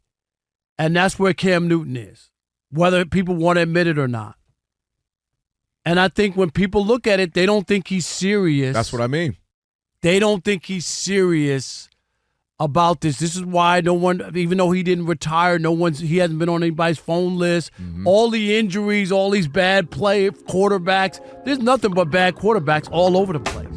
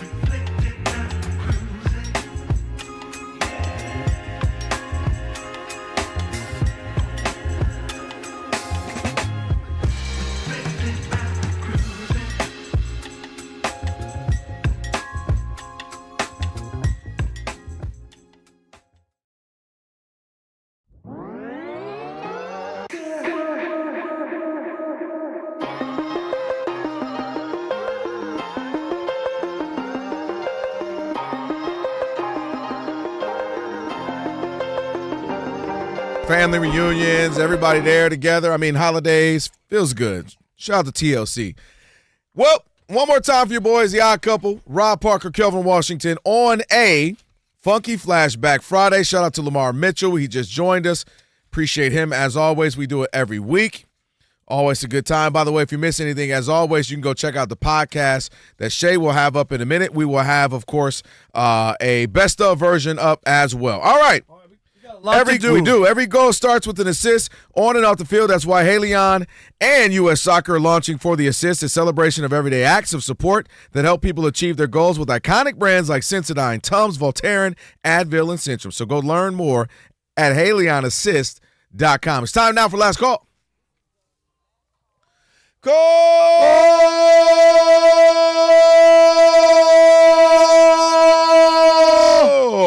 All right, who we got? Let's do it. Andre in Massachusetts, you're on the Odd Couple Fox Sports Radio. What's up, Dre? How you doing? Thanks for taking the call. Happy Friday. Listen, Rob, I know you might not want to hear this, but it's time to get on the Darnold train while the getting is good. Jump on this bandwagon now. The man is on a revenge tour based on... Oh, stop it, Dre. When you watched the first 3 quarters, you weren't saying that. Stop it. The disrespect, this is about what happened in yesteryear and paying it forward into the present. All right, Dre, all I'm going to say to you is we're going to hold this, as Shay marked this, we're going to hold this. So when he implodes in the postseason, I'm going to play this, and you better call in.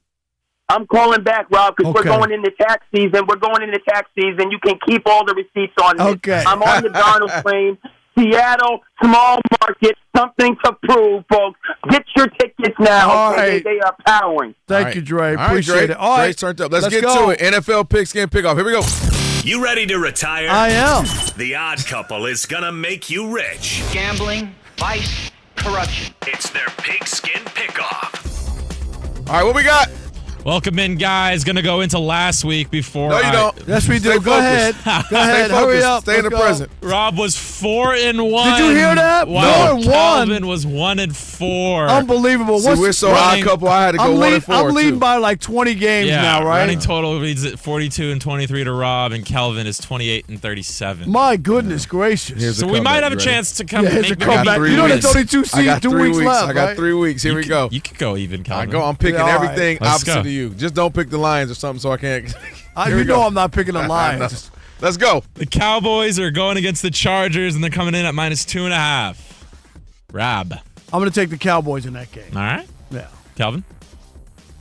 Go Chargers. Go Chargers. There you go. Monty's probably happy. The Lions are taking on the Steelers. Kelvin, do you even want me to ask you this? You know he's a homer, Lions homer. I picked the Rams last week. I'll have you know. That was my one, by the way. Yeah, I know. Give us both. You know what he's doing. You know what I'm doing. Yeah. Lions, he's going Steelers. Yeah, Steelers I didn't even have to tell you the line. Plus you 7. know, that's a lot. That's a lot. I'm good with that. Yeah. They're going to beat them up. Ravens are you know they'll lose 2 in a row. You know that about the Lions. Ravens are -3 against the Patriots. Rob?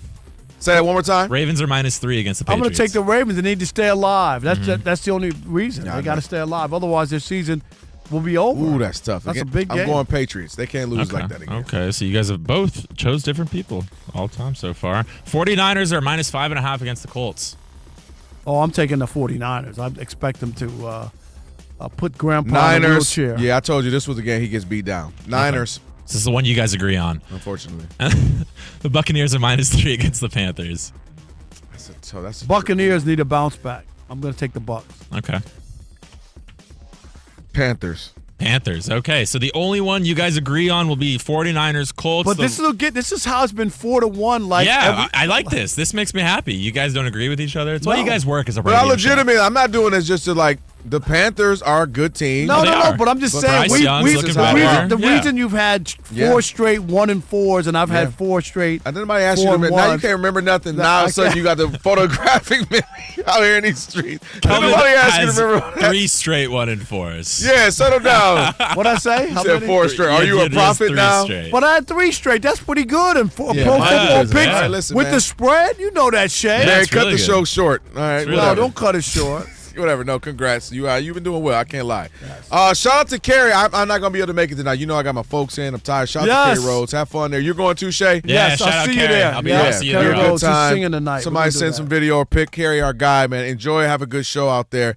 And happy holidays to everybody, too. I'll be off a couple days mid next week, but I'll be here Monday, but a couple days. So anybody I don't happen to talk to, if you're not listening, whatever, enjoy the holidays. And enjoy Carrie. I want to hopefully come back here Monday. You got a story. You met a little thing. You know, thang. A little thang. You know what I'm saying? Put that in the group chat. I'm going to support my guy. The Jason Smith Show with Mike Harmon is coming up next. Miss your radio show? I never hear it, so I never miss it. Did you hear that?